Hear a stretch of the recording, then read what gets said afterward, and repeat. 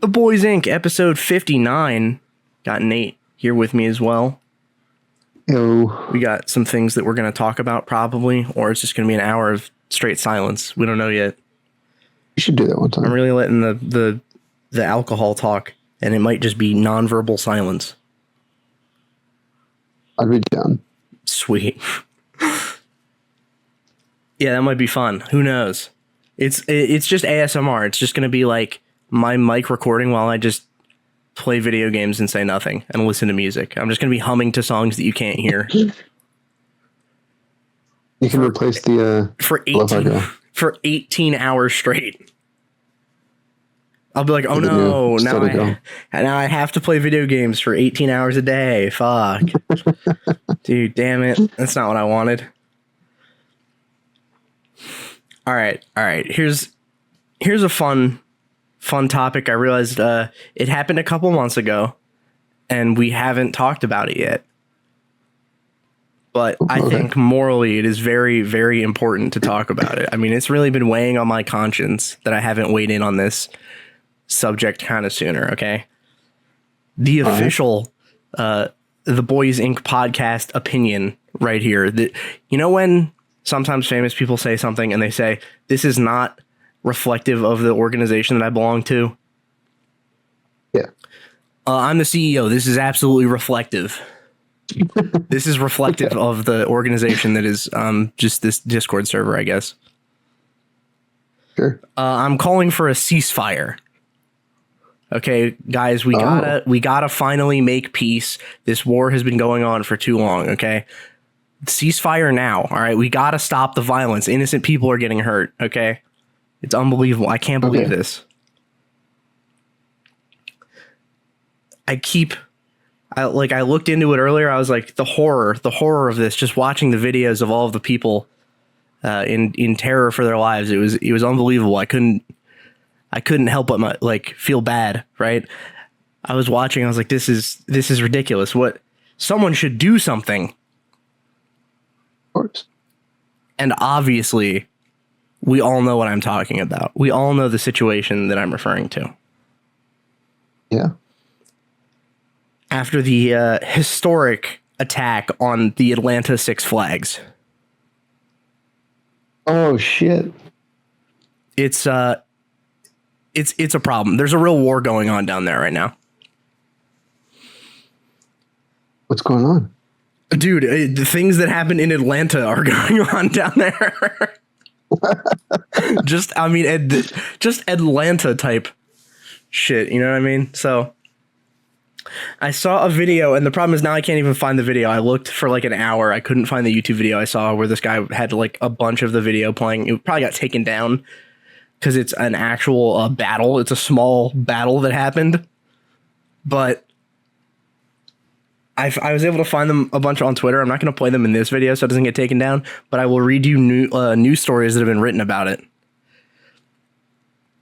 And it's funny, I don't know why, but this story was like super buried. Like I had to go find it, like, because I knew it happened, but I had to keep like going to stranger and stranger sources to actually find something that had anything worth reading. So now I'm on some fucking wild website, like some wild fucking news site that's like probably pretty far right wing now, because that's the only place I can find reporting on this. It's crazy. But no one else was talking. It was like, if you want the left wing opinion on this, you got to read Fox News. I was like, what the fuck? At the left wing? Yeah, like this is further right than Fox News. I'm saying like Fox News is the left wing version of reporting here. Yeah, okay. Because this one is breaking the scale. Jesus. Like, it's this website is crazy, but it at least has like a solid story about it. And it had a bunch of links to Twitter videos of the actual fights happening. So that's what I really enjoyed. All right. So. Yeah, what's going on? All right. So this was written on March 4th. And I guess I'll say the name of the website, although I feel like for the record, this is not a website that I've ever seen before or frequent in any way. I just found it looking for this. It was written by Cullen Linebarger for thegatewaypundit.com. Okay. And it reads, massive brawls break out inside Six Flags over Georgia. So... Six Flags is in like one of the parks? Yeah, like like an amusement park with a bunch of roller coasters. I didn't know they had one in Atlanta. This was opening day. Okay, no. Oh shit! Okay, they just opened it. They just opened it on March 3rd, and there was a massive battle. Like, wait, there was opened a new Six Flags. Yeah. So is this the 7th flag? Like, what's? I guess so. I don't know. I think it was like, I think this one might have been closed or something, and then they reopened it, and then the first day there was an actual, like, old time. Like, I'm sure there were actual historic battles that had less people involved than this. All right. So the article reads, total chaos broke out Saturday evening inside Six Flags over Georgia with massive brawls and ended up with a 15-year-old boy getting shot outside the park by a policeman who was acting in self-defense during a gunfight. So not only is it a massive fight, but it ends up with people exchanging gunfire. As WTVN News reported, a deranged crowd of about 500 to 600 people began brawling inside the park. So it's just, hey guys, everyone come on down. Six Flags, we're all going to have fun, ride some roller coasters. And then like a little bit after it starts to get dark out, like not even really that dark out, like it's still bright enough that you can see everyone in some of these earlier videos. But like just enough that most of the families have left. It is a bunch of people, 600 people just went, fuck it, time to throw down, time to brawl. They had had enough. Yeah. It says the outlet. Was this just for fun? Like, do we have any insight to? I don't know. I did catch a little. I did catch a little tidbit from a Fox News video, but I was laughing too much to understand what it was actually trying to get at. So I don't know, but I'll tell you about that in a second. It says the outlet notes police were able to get them outside the park gates. One of the fights captured on social media shows several young women involved in the commotion. So it's a bunch of like ratchet bitches throwing hands too. It was equal rights, equal fights. It was like, yeah, clearly whatever it was they were fighting over was so important that even the women were fighting over it. I mean, respect. Yeah, so then it says things took a turn for the worse once outside Six Flags. So 600 people roughly are throwing down inside Six Flags, and the security and the police managed to at least get them out of the park, just onto like a street, and the fighting continues. And then I think that's like when things get even worse. So once they get them outside, it says an unidentified group of thugs suddenly started shooting at Cobb County police officers attempting to restore order.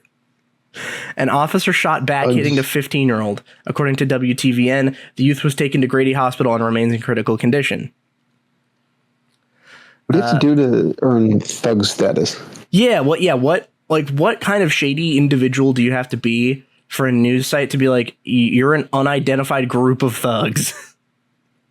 That's an 1800s fucking like cowboy western thing. Yeah, there was a platoon of anonymous rapscallions. Like, what the hell?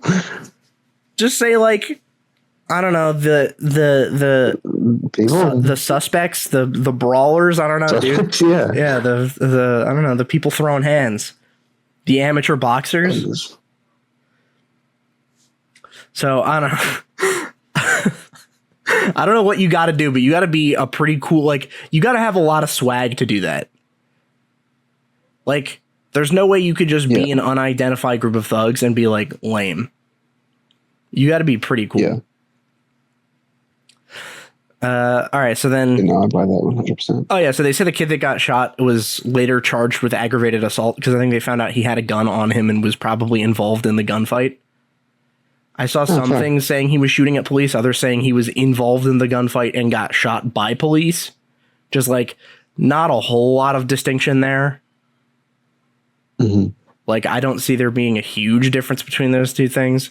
I thought it was crazy that they charged him with aggravated assault because they're like, well, if he's shooting at cops, that's clearly like an attempted murder. That's not like aggravated assault. It's not assault, but worse. That's like way worse. Yeah. One social media user captured the gunfight along with yet another brawl. And then the way he worded this tweet is so funny. It's like, it's a tweet from Phil Holloway, Esquire. And it says, breaking, cell phone video captures automatic gunfire near Six Flags amusement park in Atlanta. And yeah, I mean, I watched the video and it does sound like there's an automatic. It's like some girl walking down the sidewalk, like walking away from the fight. Like, damn, that's crazy. And then you hear one person shoot and then like someone with an automatic just spraying. Fucking hell, man. It really makes you wonder, what is the strategic importance of Six Flags? Like, what are we fighting? What are we fighting over? Like, what resource is Six Flags over Georgia built on a huge like oil field? I mean, they got to claim it as sovereign land. So I mean, something. Yeah, right. Like, there's got to be something. Like, why else would they be fighting over this? Like, what's the importance of Six Flags? Why there? Why is the fight there? Why did both generals elect to have their fight there? Oh yeah, so it's basically like the 600 people are fighting and then it turns into a shootout with police. So okay, this war is actually, I guess, 3-sided. It's hard to say.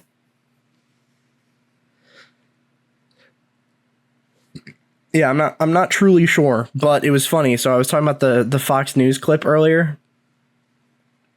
There was a bit that was so funny. It was some video where I think it was like a local like Fox News branch or whatever is trying to say that they think it was probably gang related, which I mean, like, yeah, that's probably a fair assumption. I mean, yeah, like 600 people just randomly start fighting. Like, yeah, I mean, that sounds like it was probably gang related. Or like some fucking survivor from part 6 shit happened. I don't know. It's not clear yet, but yeah, I mean, it seems like it was probably gang related. And their evidence for this was like, they found some TikTok videos and like social media posts from people that were allegedly there saying like something would go down. Mm-hmm. So this Fox News anchor is explaining this TikTok video to everyone who's watching at home, like he's reading the text out loud. And it's so funny because it's like, you know, it's a Fox News host, so he's like very official sounding white man. And he has to read this TikTok that was posted before this thing happened, where he says, point of view, something is finna go down at Six Flags on March 3rd. Like, I was actually laughing at my computer screen when I watched it. I was like, could he really not just have said, like, is going to go down? Like, he had to read it word for word. Right. He's like, do you think he was, like, psyched to say it? Or, like, guys, can we not? Or was he like, oh, hell, I'm going to nail this. Get in with the youth. Yeah, exactly. I'm going to have so much swag after this. Jesus, man. Yeah, so, guys, we need a ceasefire in the city of Atlanta, okay? There's civilians getting involved, and it's really atrocious, okay? I mean, these are war crimes happening here, okay? We gotta stop. Atlanta, please, just see reason, okay? I don't care if there's a lot of oil underneath the Six Flags, okay? We can all share together, all right? Why don't we all just sit together in a fucking drum circle and, like, figure this out?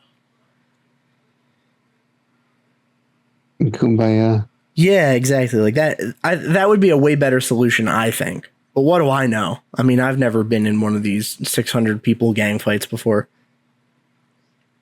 Yeah, me neither.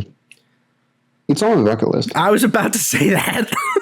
I was about to say it's on my bucket list. How do I join? I'm gonna go join a gang and get back to you on that. Yeah, I don't even know what gangs this would be because it seems like most of the people were like, I don't know. It's gonna sound super out of touch, but I'm gonna say like a little too young to be in gangs. Like it seemed like a lot of the people there were like 15, where it's like all of the things that I was reading were not like, oh, this is like a super bad part of Atlanta. They're like, no, it's, you know, this is a pretty good part, or it used to be a pretty good part. So it seems like that skews a little young. So I don't know. Maybe it's a bunch of people pretending to be in a gang, but then again, could be actual people in gangs. Who knows? Could be. Yeah. Why not? Yeah, so that's the historic battle for the Atlanta Six Flags. Oh, okay. Have you seen that one TikTok trend where it's this hypothetical question that they ask women where they say, imagine you're jogging alone in the woods.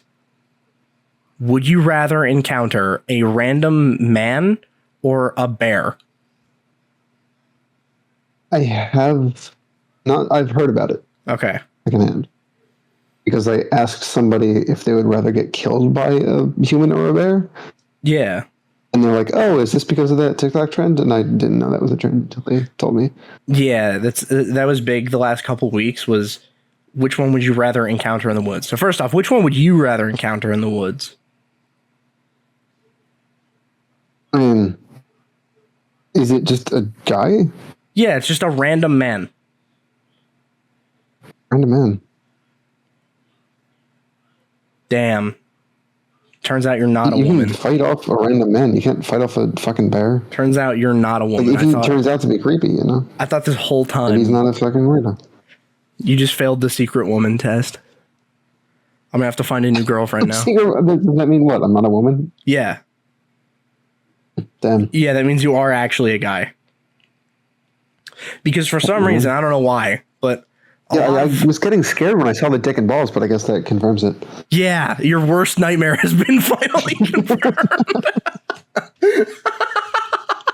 Yeah, oh, it's over.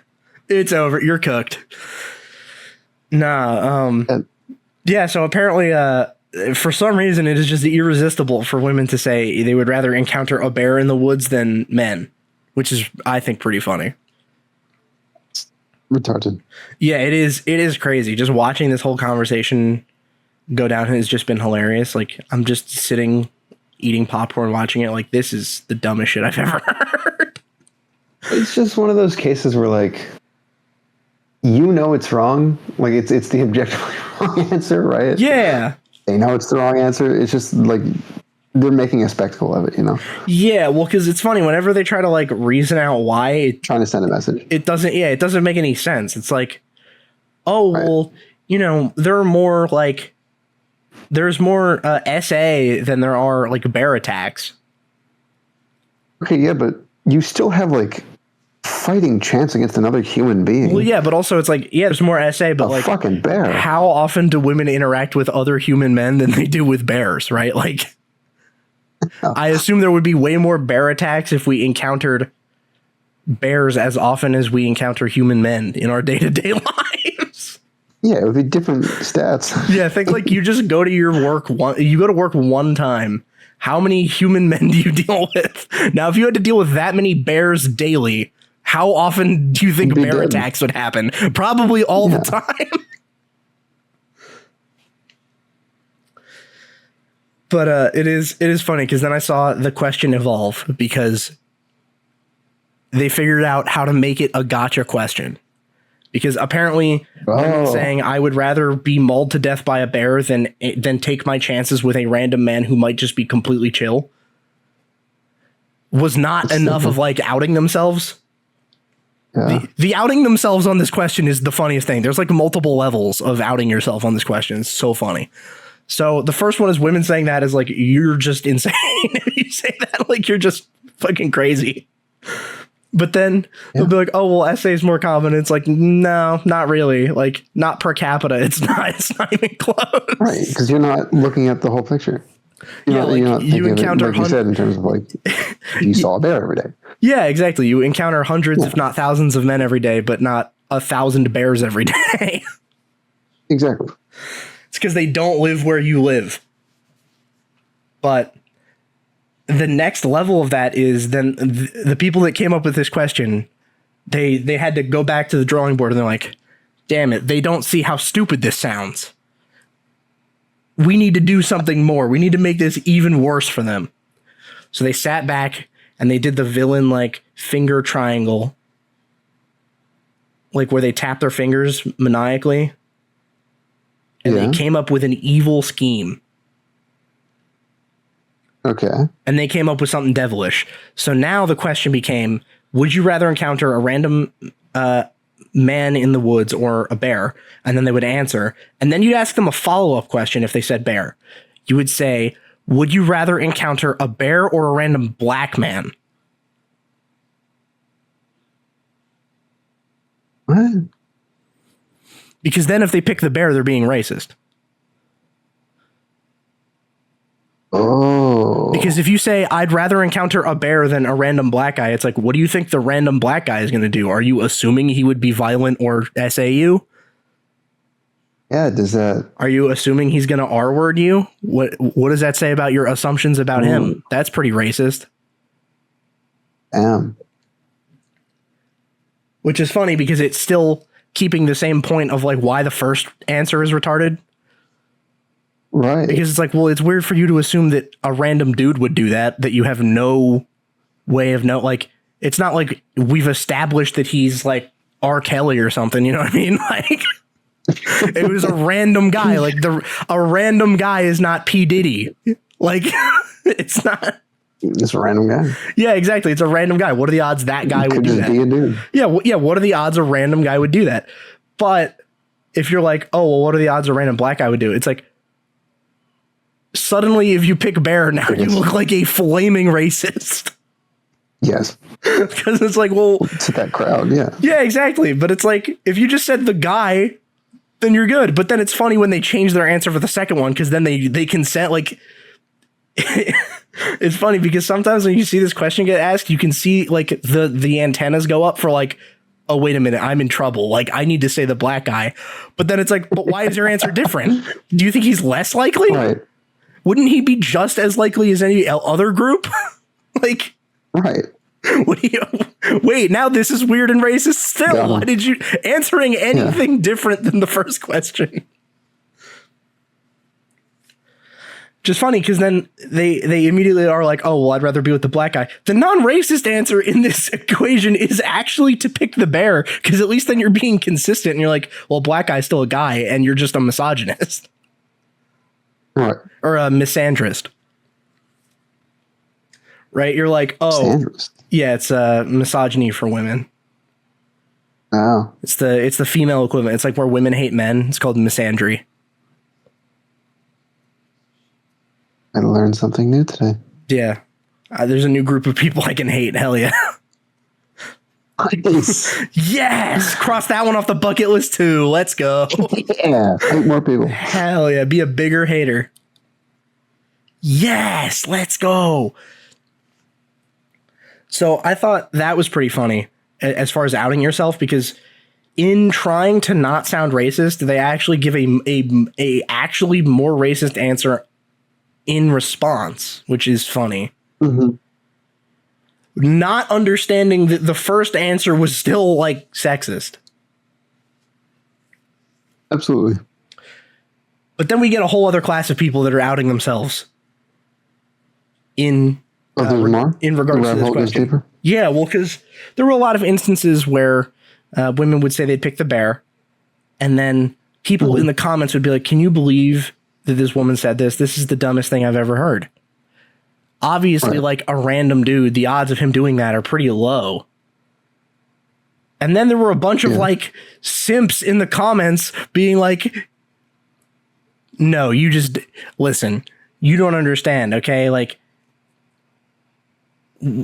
they're saying that men in, nature would like not be able to control themselves around women, which is true. It's like, what do you mean, which is true? What? Wait. In nature? Yeah. Like, what do you mean in nature? They're like, oh, well, if you're just in the woods. It's happening in the woods? Yeah, like if you're just in the woods. Yeah. If you're just in the woods, like no one's around to hear it type thing. Primal instinct just kicks in. Yeah, that's what they're insinuating. It's like a group of simps that are like, oh, you will immediately return to monkey the second you enter the woods and just turn into a like serial rapist. But like, it's funny because they say that like that doesn't make them sound fucking crazy.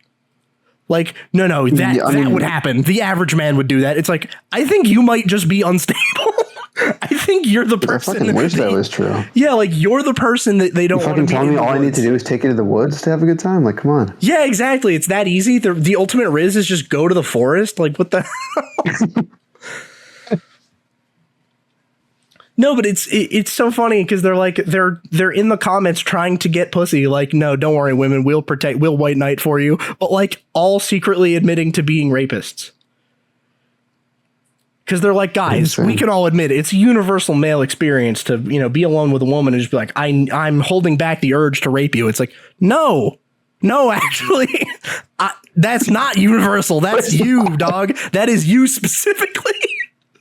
Like, nah, bro, cannot say that I relate. Like, what? So this is like the perfect question for getting people to expose themselves for being dumb. It's like you pick the dude and throw the dice and you'll probably come up good most of the time. That's the answer. It's not a difficult question. Yeah, and like I don't want to sound like an asshole saying like this shit doesn't happen, but like yeah, you have a fighting chance. That's my point. That's true. With a bear, you're done. It doesn't fucking matter. Yeah, if like a guy attacks you, it's like, especially if it's the guys that are in the comments like simping, like those guys are fucking made of soy, bro. You could just break them in half. But like a bear will kill you. Both on who the person is, right? What they're capable of physically, right? And what their intentions are, right? There's two factors here. A bear is a bear. Yeah. And they're like, oh, well, a bear might not maul you. It's like, yeah, but if it decides to, you are definitely dead. Yeah. You're fucking dead. Yeah, like I saw people going in depth with this question, like looking at like what strategies to employ if you encounter a bear. Your odds are not great. Those based are on kind of just to make people feel better. Yeah, it's like, I think it was like from the National Park like Bureau or something, like some national fucking nature registry. Mm-hmm. And they're like, if you encounter a bear, first off, what kind of bear is it? Because that matters. If it's a small like black bear, it's going to charge at you probably if it's aggressive. Like, first off, if it's not charging at you, you're going to want to scare it off. So like be loud and look big. But then if it charges at you, you have to be able to tell from the way that it's charging whether it's bluffing or not. So basically, if it's bluffing, there's like something that you'll be able to tell. I don't remember. It's like something with its ears or something. Like its ears will be different. You can that's a dead giveaway. Bears have a terrible poker face for some reason.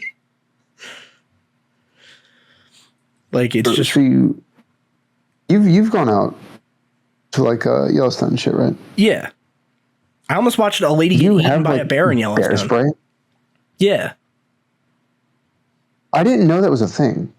Oh, like, yeah. I had never in my life heard of bear spray until I went to Yellowstone Park. It's like harder pepper spray. It's like pepper spray, but even crazier. Yeah, it's just a giant can of like mace or pepper spray or whatever. Yeah. Which, I mean, if you need any reason to know that bears are more dangerous than people, they make mace especially for bears. Yes. They invented mace and were like, variety. They invented mace and they're like, okay, the rapists are good. We've got them cornered. Okay, like they're powerless against Humans mace. are done. Yeah, but this shit will not stop a bear. So we got to make it even more potent. They're like, this will handle your average run of the mill rapist, but a bear rapist now suddenly you're fucked. Jesus, man. Oh yeah, but so they're like, You have to be able to tell if it's bluff charging or actual charging. If it's bluff charging, you're supposed to like stand your ground and just like Sigma male, just stare him down with your fucking overwhelming aura or something. Like just try to scare him by being that guy. That's where the crystals come in. Yeah, that's where I pull out my grimoire and shoot a fireball at him. That's about as good as I could do against a bear, probably, is like, just, I don't know, try to be magic or something. Try to have magic out of nowhere. Like, I've never had magic before, but maybe right now I'll have some. It's been waiting for the right moment. Like right now, I'm about to get eaten to death slowly by a bear. So if they're like actually charging, you're supposed to fight them, but they never say what fight them means. They're like, just fight and like pray. How do you fight a fucking bear?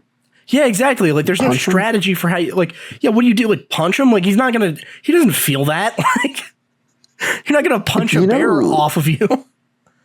There's a specific thing for fighting sharks. I know that. Yeah. Shark, you got to like punch in the nose. Yeah, it's the nose. Because I feel like everybody knows that. You punch right in the nose. Yeah, have you seen the strat for fighting alligators and crocodiles? You like grab its mouth, right? Hold it shut? Well, yeah, because they're like, oh, the bite force, there's no way you'd be able to stop its mouth from opening or from closing. Like the way it bites down. But you can stop it from opening because it's not nearly as powerful when it swings open. Right. And like, what is an alligator going to do if it can't bite you? It's fucking nothing, man. Yeah, like it's got those shitty stubby arms. Like it can't reach you. Like if you can just wrap your hands around its snoot, like there's nothing it can do other than like just wait until you let go. But as soon as the mouth is open, you're cooked. The alligator is going to kill you. But yeah, man, it's fucking alligator. Yeah, so that's funny because they're like, okay, so a black bear, as soon as it charges, that's going to be the moment you decide what's up. If it's a grizzly bear, however, you will not scare that motherfucker away. Don't even try to scare it. Play dead. And if it fights you, fight it. That's it. Never run from a bear. That's like the thing that they fucking emphasize. Is like, don't run from it. It's either stand and fight it or pretend that you're dead. Those are your options. Yeah, I'd much rather fight one man than a fucking bear. It's so not even close. Even favorably, even if it's like a small black bear, like still, bro.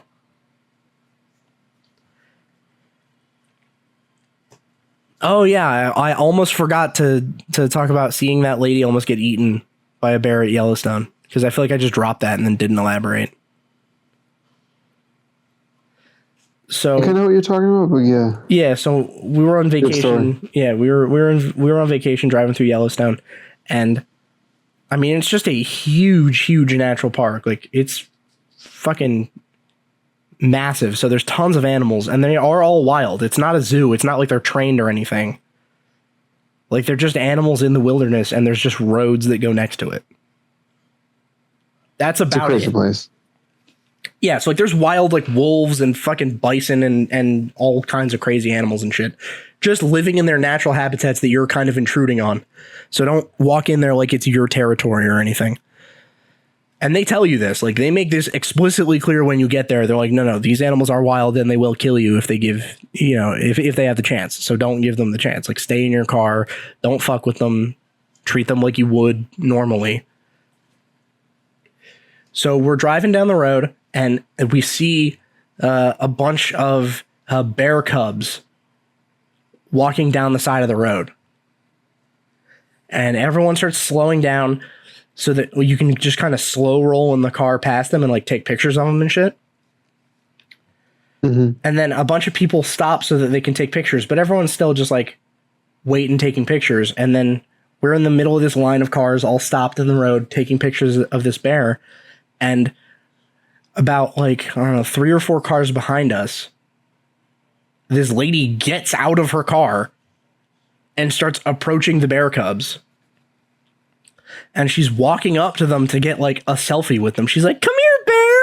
Hi, bear. Like, you're going to get fucking eaten. Like, that's like the first thing they're telling you about bears is like, don't fuck with the cubs. They'll kill you. Like, the mom will kill you if you fuck with the cubs.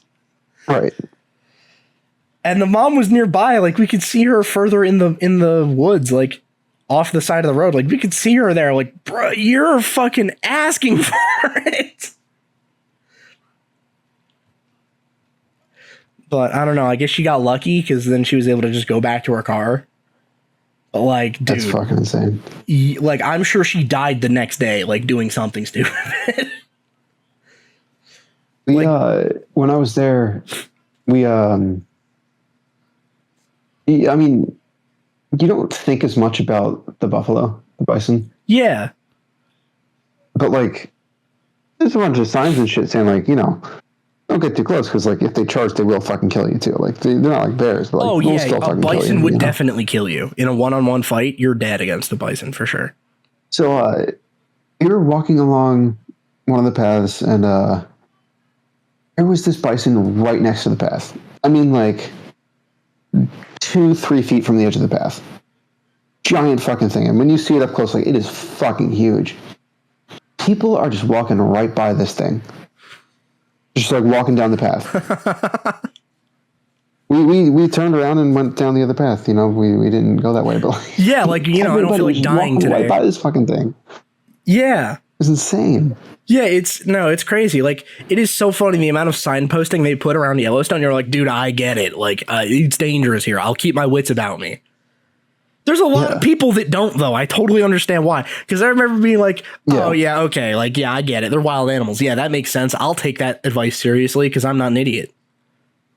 Right. But then there's a lot of people not taking that advice seriously. So I see why they're such fucking sticklers about it. Is because they're used to being ignored. Like when you're on in the areas with the geysers and shit, the hot springs, like I feel like you know how it's like a boardwalk because if you they're like the sulfury pits or whatever. Yeah. It's all like that white ashy ground. Yeah, and it just hurts your throat to breathe it. Like you can tell it's like thin crust, and if you step off, you'll fall fucking through it, right? Yes. There's signs like every 6 feet on that boardwalk. Yeah, there's just this boardwalk. Don't step off. Yeah, they're like, these are the geysers. They're fucking molten hot, like hot sulfur. You will die instantly if you touch this. It will kill you. There's fall through the ground into like a volcanic underbelly. Like exactly. There's fucking volcanic activity. You will fall directly into fucking Mount Doom. Like there's just this boardwalk. The boardwalk is safe. It's like wood over the stable parts. But if you try to fuck with this in any way, you will probably die. And there's signs that say that all over the place. And like people regularly still die going there. Oh yeah. Every time, like every year or two, I'll see another story like, look at this fucking idiot stuck their hand in the sulfur pits again. Fuck, man. Yeah, it's like, oh, this guy dropped something. He dropped his fucking contact lens in the sulfur pit and was like, I got it, and then just died. Like, the contact lens. They keep trying to tell you not to do this. There was one rule. Was stay out of the fucking sulfur pits. And you're like, well, I can surely go in there for a little bit. Maybe just a dip wouldn't hurt and all your fucking skin immediately melts off your bones. God. Like, do you think if like in the short amount of time that you have left after that happens, you're like, I'm a fucking idiot. Like, do you think they know? No. Or are they like, what happened? Why did this? They should have warned me. No. It's that one for sure, This man. was everyone's fault but mine as you're like sinking. It's just everyone's fault.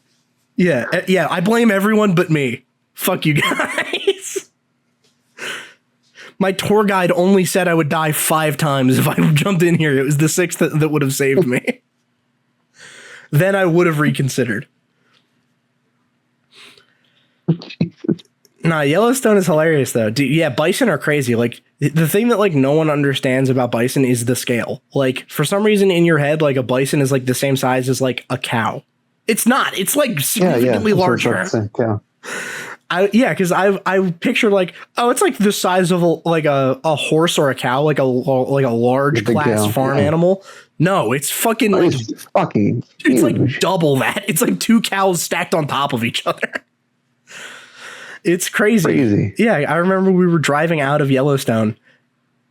I think into I think it was like South Dakota or something, like one of those nearby states. I think North Dakota doesn't fucking. It was Montana. That's probably what it was. We're driving into Montana, and it's like dusk. We're driving down this 2-lane street, and there's a fucking bison just sat in the middle of the street, standing with his back legs in the middle of our lane, and his front legs are like damn near the other side of the other lane. Like he's standing perpendicular to this road, blocking the entire street, a 2-way fucking street, just standing across the whole thing, not moving, like the size of my fucking car. Like, what do you even do? Like, if that attacks you, like, you're cooked. What do you do? But it could ram your car. Yeah, but it would destroy your car. He'd be fine, probably. Yeah. Like, you'd be so cooked. Like, it's just over. Like, thankfully, those things are peaceful. Like, damn.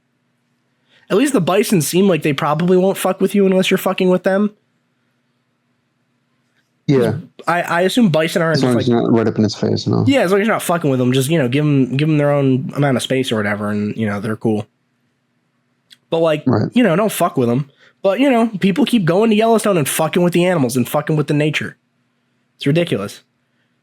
And that's like the one rule. It's like, go anywhere you want, go look at all this cool shit, just don't fuck with the nature or you'll die. And people are like, that's weird, I died. What the hell? 1 star. I died.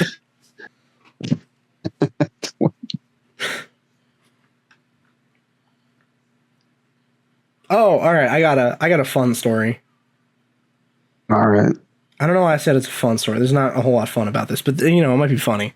So, you remember back like a month ago, maybe 2 months ago, I don't remember when this was, but remember that ship that crashed into the Baltimore Bridge and destroyed it? Yes. I found an article following up something about it, and it's so funny that, like, no one is talking about this. This is the funniest thing ever, I think. So, this is an article from fortune.com, and the headline reads, "The collapsed Baltimore Bridge will be demolished soon." And then there's some other things, but I don't want to spoil it. Mm-hmm. So, all you need to know right now, the need-to-know basis is they're working on destroying the remnants of the bridge so they can replace it. Okay. All right. I'm just going to read this article in full. It was written by Leah Skeen for Fortune. And it reads, "The controlled demolition of the largest remaining steel span of the collapsed Francis Scott Key Bridge in Baltimore has been postponed because of weather conditions," officials said Sunday afternoon. Crews have been preparing for weeks to use explosives to break down the span, which is an estimated 500 feet or 152 meters long and weighs up to 600 tons or 544 metric tons. It landed on the ship's bow after the dolly lost power and crashed into one of the bridge's support columns shortly after leaving Baltimore. Since then, the ship has been stuck amidst the wreckage, and Baltimore's busy port has been closed to most maritime traffic. Officials said the demolitions have been tentatively moved to Monday evening. They said lightning in the area and rising tides Sunday prompted them to reschedule. So, like, okay, pretty normal so far. They're like, fuck, there's still a huge piece of the bridge in the way over the ship. We need to blow it up. Right. It says 6 members of the roadwork crew plunged to their deaths in the March 26th collapse. The last of their bodies were recovered from the underwater wreckage last week. So, the only people that died were guys that were working on the bridge. Like, I think they were filling potholes on the bridge, and just the whole fucking bridge fell out from under them, and 6 of them died. So they finally to end your life. Yeah, right. Like, you're last thing you're doing. Yeah, you're just at work filling potholes at fucking midnight. You're like, dude, this shit sucks. And then you're like, doing it for like the shitty township, Yeah, you live in Baltimore. End of sentence. Just, life sucks. You're in Baltimore for any reason at all, even just visiting for work. And then you're like, man, could this day get any worse? and then a random giant shipping container like barge just destroys the bridge you're on and kills you for no reason. Jesus. So they say the controlled demolition will allow the dolly to be refloated and guided back into the port of Baltimore. So the ship is actually still there, the ship that hit it. Okay. It hasn't sank. Like stuck? Yeah, it hasn't sank completely. So it's like kind of still just tangled up in the bridge, and they can't move it because the bridge is on top of it.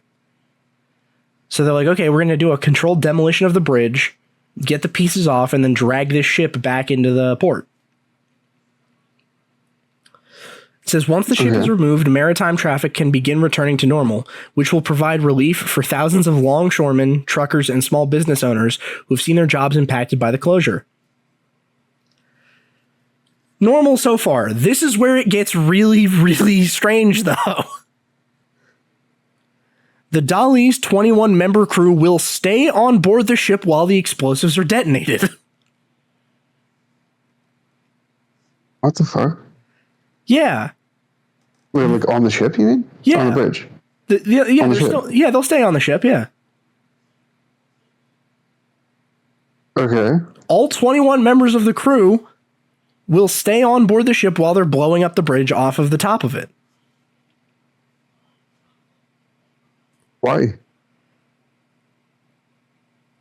Because? I don't know. Okay. So, all right, they elaborate a little bit more. William Marks, a spokesperson for the crew, said they would shelter, quote, in a designated safe place during the demolition. All precautions are being taken to ensure everyone's safety, he said in an email. So they're doing everything they can to be as safe as possible during this controlled demolition where the crew is still on board the ship. Is this like their punishment for destroying the bridge? What the fuck is this? No, well, I don't know. Actually, it might be. I'm not sure. So then they said, officials said the demolition is the safest and most efficient way to remove steel under a high level of pressure and tension. It's unsafe for the workers to be on or in the immediate vicinity of the bridge truss for those final cuts, officials said in a news release Sunday. So they're like, we'll keep them away from the parts that we're blowing up, and the parts that are blowing up will just fall off of the ship, and then we'll refloat it. And then they start talking about how fucking cool the process is supposed to be. In a video graphic released last week, authorities said engineers are using precision cuts to control how the trusses break down. They said the method allows for, quote, surgical precision, and the steel structure will be, quote, thrust away from the dolly, end quote, when the explosives send it tumbling into the water. Once it's demolished, hydraulic grabbers will lift the resulting sections of steel onto barges. So then they'll pick up pieces of the bridge and just, boat them away. Quote, it's important to note that this controlled demolition is not like what you would see in a movie, the video says, noting that from a distance it will sound like fireworks or loud thunder and give off puffs of smoke. So it's not like they're just hitting it with a bomb or something. Right. They're like, oh yeah, it's going to be a small, there might be a little bit of smoke and it might sound like a firework or something, but nah, it's not that big a deal. So far, about 6,000 tons or 5,443,000 metric tons of steel and concrete have been removed from the collapse site. Officials estimate the total amount of wreckage at 50,000 tons, about the equivalent of 3,800 loaded dump trucks. What a unit. What a unit to measure that in. Officials previously said they hope to remove the dolly by May 10th and reopen the port's 50-foot main channel by the end of May. So everything, the boat has been there this whole time, and the port, their main channel has just been closed this entire time since late March. So it says the dolly is currently scheduled to be refloated during high tide on Tuesday, officials said. They said 3 or 4 tugboats will be used to guide the ship to a nearby terminal in the port of Baltimore. It will likely remain there for a few weeks and undergo temporary repairs before being moved to a shipyard for more substantial repairs. So this is where, it really does get odd for me. So, remember the thing about the crew still being on the ship? like for the explosion. This is like the bizarre part.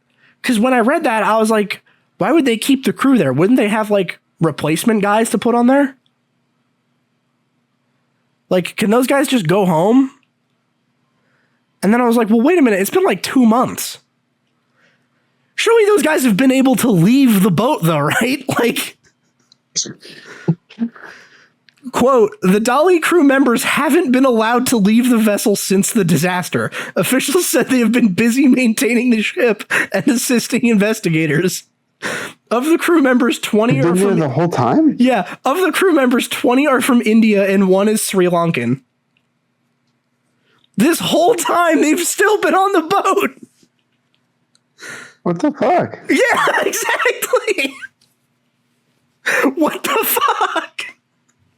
Why? Why are they still like, they couldn't do anything? They're like, nah, sorry, you guys got to stay behind. We know it's been like 2 months. Like, Jesus, man. Fuck.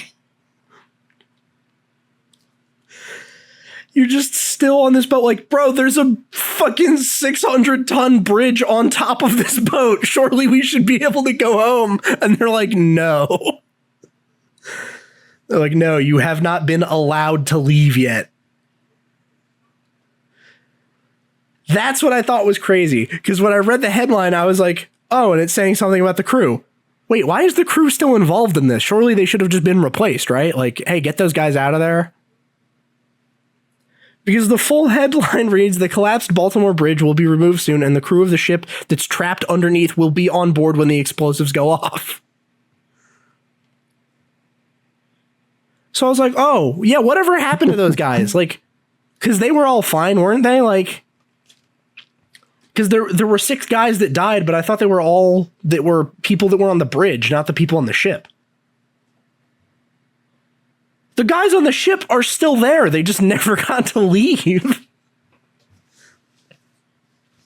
Like, how are they still using supplies from 2 months ago? Are they getting supply runs? Like, what's? I don't know. I mean, I would assume it's like authorities are just bringing them provisions or something. Like, I don't know.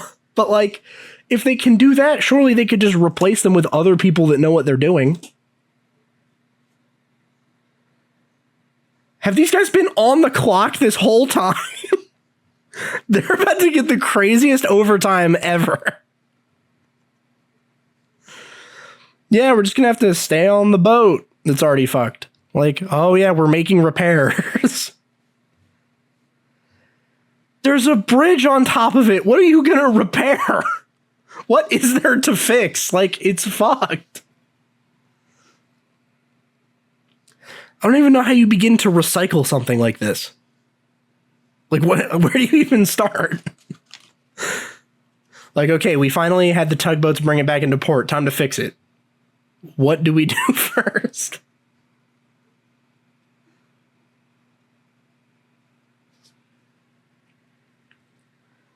So I thought that was fucking crazy. This whole, and no one has said anything about them still being there. That's what I find funny.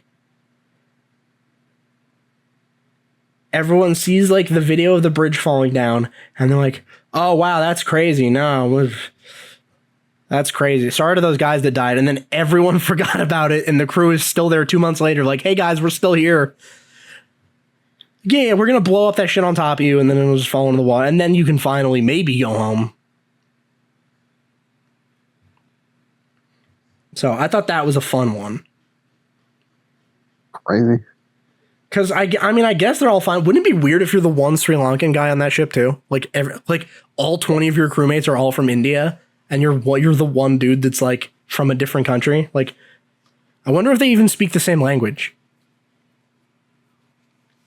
Like, you'd be insane by now, right? Like, I don't even. What do they speak in Sri Lanka? I don't know. Okay, hold on. I gotta find out now. Yeah, fucking Google that.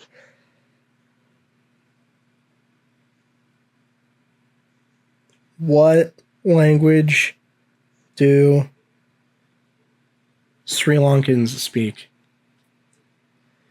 The nation of Sri Lanka has 2 official languages, Sinhala and Tamil. Yeah, I don't think those Indian guys speak that. No, they don't. Yeah, I don't. Oh wait, no, hold on. Wait, never mind. It might be fine. It says the nation of Sri Lanka has two official languages, Sinhala and Tamil. Approximately 16 million people of Sri Lanka's 23 million people population speak the Indo-European, specifically Indo-Aryan language of Sinhala. Sinhala arrived in Sri Lanka around the 5th century BCE from Indian colonists. Never mind, we're fine. We're saved. Oh, fuck. Sinhala was made by Indian people, I guess. So it's probably very similar language-wise then. They're probably fine.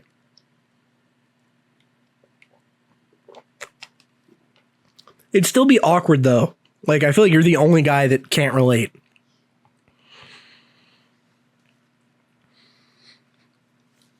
Like, at that point, I don't know how that guy... outsider. Yeah, like, I don't know how that guy hasn't just killed himself yet. Like... He's already like 2 months into his own. Like, remember when everyone was doing quarantine? He's basically just personally having to do that again by himself. Like, yeah, remember how fun that was? Do that again. Like, oh, okay.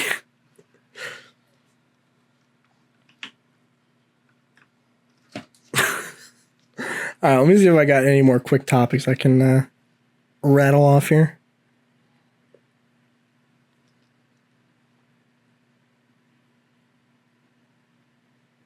Got one if you don't.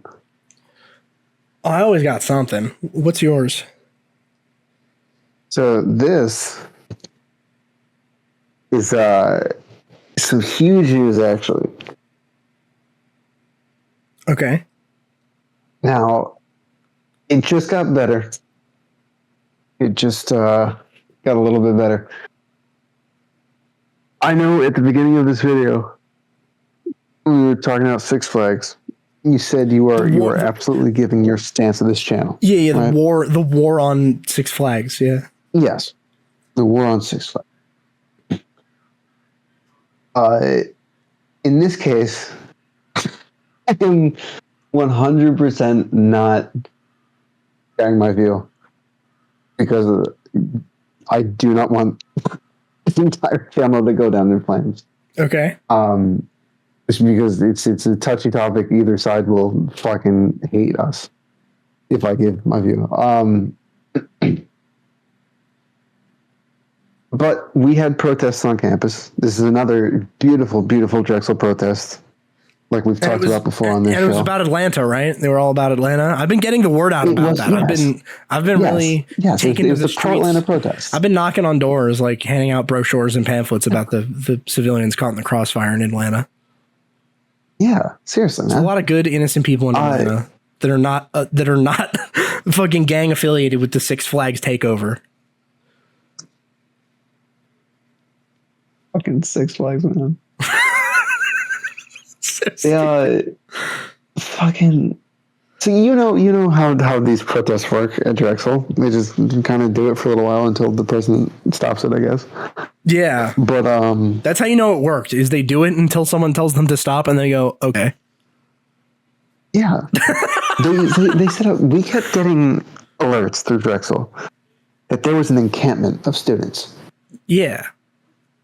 Okay, like you were up here, right? Yeah, I remember walking to your place. Yeah, I remember walking to your place. Just generally, like especially when I'm walking by myself in Philly, I try to like keep my fucking head on a swivel, like just as good like practice, like just probably a better idea to just be aware of your surroundings. I was like, damn, there's a lot of fucking cops out today. What's that about? I was like, a lot of cops. I don't know what that's.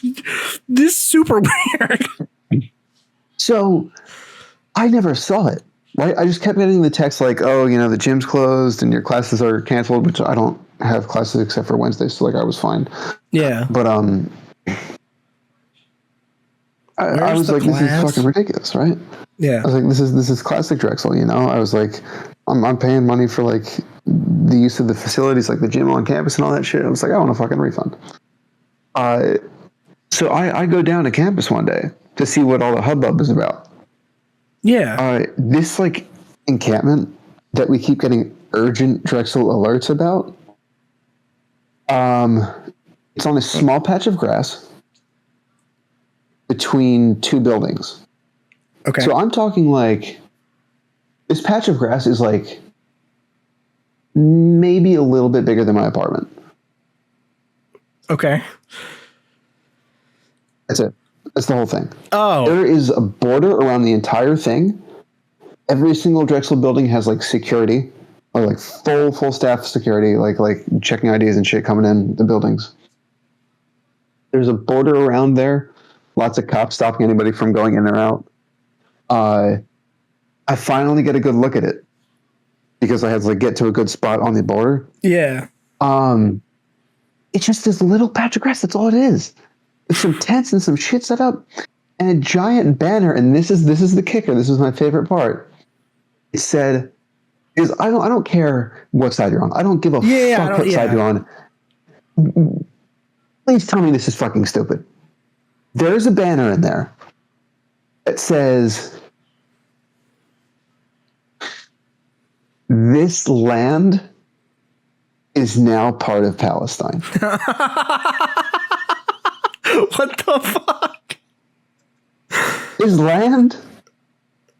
The fuck do you mean this land? Yeah, this land. You mean like this one 60 apartment? square feet of grass in between two buildings on a college campus? This land? Yeah, this right here. We're putting our foot down, you did bro. it, guys. You did it. You claim it. You did it. You turned the tide. Thank you. Dude, Israel is seething right now. They're so pissed. Dude, do you know why they finally shut it down? Dude, I got the email this morning. Do you know What happened? what the breaking point was? What? They demand. Then you have demands, right? Yeah, of course they have demands, yeah. And of course the president's like, what? No. Like, Yeah, the demands seem right? insane also. The final demand that he's finally like, all right, no, you guys got to leave. The final demand is to disband a Jewish student group at Drexel and to fire all Jewish. What? What the fuck? Oh, like all Jewish staff have to get fired? Apparently. What Yeah, the why not? fuck? What? Let me find the email. Let me find out exactly what it was. I was about to say, send me this. I'll put it in the video. This is going to be a forever record of this fucking demand happening. All right, I'm going to read this email on the air. Okay. All right. Perfect. Hold on. Let me turn you up actually a little bit more. There you go. All right. So the email from 8:34 a.m. today. Okay. Yes. Titled "Ending the Encampment on Drexel's Campus." Dear Drexel colleagues and students, early this morning, Drexel. I'm sorry to interrupt. Is it from John Fry? Of course, it's well. Does it say "suck my nuts"? Because as we established, No, I was thinking the same thing when I opened it though. That has to be his response to everything. Is John Fry? Now every email I get where I see like an email from John Fry, that's all I can think about. Is what you said in that episode. We care very deeply about your concerns. Suck my nuts.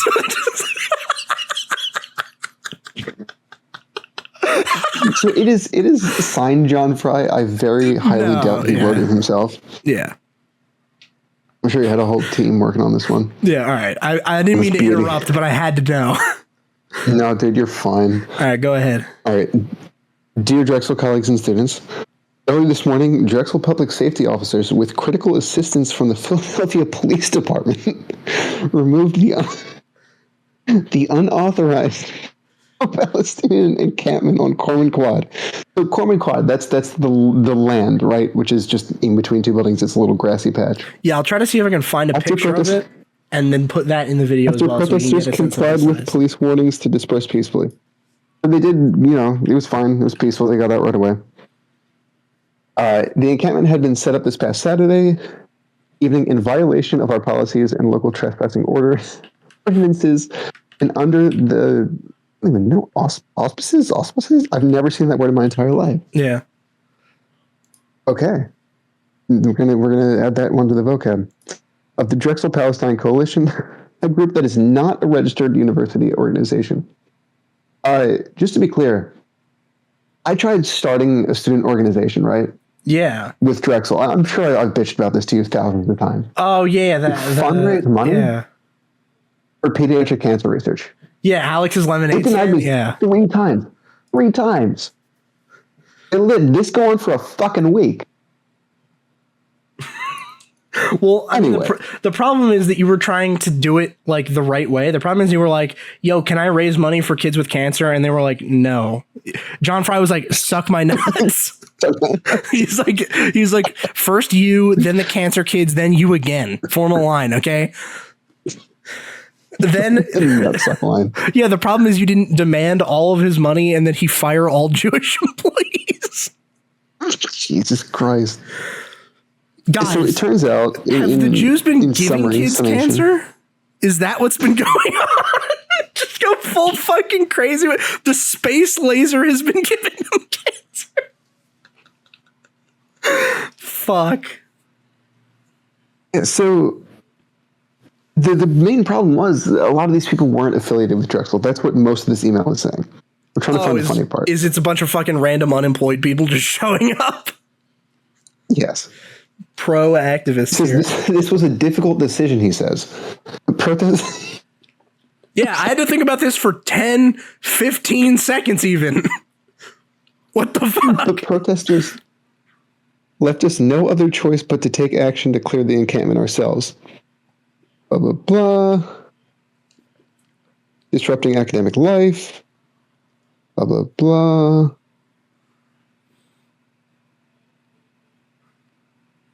Oh, here it is. Okay. Protesters also targeted our Jewish community with repugnant anti-Semitic demands, such as calling for the elimination of Drexel's Hillel chapter and Chabad. I don't know what those are. I'm guessing that's some Jewish thing. Yeah. And for the university to cut ties with a Jewish faculty member and a Jewish member of a Drexel advisory board. What the fuck? This is insane. Yeah, what the fuck? If you want to see this for yourself, their demands can be viewed on the... We're going somewhere. Hold on. Okay, all right. Field trip. Where are we going? Their demands can be viewed on the Drexel Palestine Coalition Instagram account. Oh, fuck. They have an Instagram account. My God. We're going there. Send me this link. Hold on. All right. Well, all right. It's the Drexel... Fuck, what did I just say? Drexel Palestine. I don't know. I'll just find it. Hold on. Drexel Palestine Coalition. Okay, we got it. No, I'm not going to follow you. Are you fucking kidding me? I'm going to follow this. Oh, okay. All right. Oh, the Solidarity Encampment. The Gaza Solidarity Encampment. Why is it spelled like that? Why is communicate spelled like that? Communicate. Is it spelled wrong? Where do you see that? It's the first post. Communique from the Gaza Solidarity Encampment. I've never seen that before. Still feeds on genocide. I mean, I wouldn't doubt that. Oh, what are our demands? I found it. Okay. Hold on. I'm gonna found it? Where do you see it? Yeah, okay, hold on. Oh shit, okay. Hold on. I'm gonna pull this up on the screen. Can I full screen this? Yes, I can. Oh, perfect. January 21st. Holy shit. Okay, all right, hold on. Has this been going on that long? I'm going to share this screen with you as well. This is going to nuke my fucking bandwidth, I think. Yeah, my shit's going to go all bad, but hold on. And then... Wait, you're sharing the screen? Hold on 1 sec. Yes. Okay, perfect. I don't see shit. All right, go into the Discord. In the like chat, Discord? In like the chat room we're in, there should be a new window. Wait. Fuck. I fucked it up. Okay, I got it. All right, you're in? Yep. All right, perfect. Okay, so it says, a quick look at the Gaza Solidarity Encampment demands. What are our demands? Issuance of explicit public statements from Drexel University by May 25th. Oh, wow. Today's the 23rd, right? They put an end date on it. Yeah. Isn't it 23rd? Yeah. Yeah. Today's... We got 2 days. Yeah, exactly. Yeah, count your days. Your days are numbered, John Fry, if you don't say what we want you to say. He's fucking quaking. Yeah. Drexel must issue a statement in support of an immediate and permanent ceasefire in Gaza, acknowledging the responsibility we share in, quote, supporting all efforts to end the crisis as quickly as possible. And that is a quote from John Fry in 2022 about Ukraine. I mean, I don't think that's necessarily an apt comparison. But okay, I guess. He's reading this like, did I say that? he's like, my fucking intern fucked me again, dude. God damn it. Stop. Stop making me say cool things. Yeah, what the hell? I didn't want to say shit about Ukraine. I don't care. So, okay. By May 25th, 2024, they're supposed to issue a statement telling Israel to cease fire. Permanently. A permanent ceasefire in Gaza. Label I bet yeah, go ahead. the military's going to get, wind of this over there and be like, oh shit, Drexel wants us to stop. Yeah, the IDF. Like, what's the aim here? John Fry is going to call his close personal friend, Benjamin Netanyahu, and he's going to be like, dude, stop. He's going to be like, this is crazy. You're scaring the hoes. And Benjamin Netanyahu will be like, my bad, gang. And then they'll all retreat. In fact, all of the Jewish people in Israel, all of the Israelis there are going to leave. They're going to go. Israel will dissolve as a nation. All right. So he has to say, Drexel has to officially say permanent ceasefire in Gaza, label what is happening in Palestine for what it is, a genocide and a 76-year-long settler colonial occupation by the state of Israel, rather than a humanitarian crisis.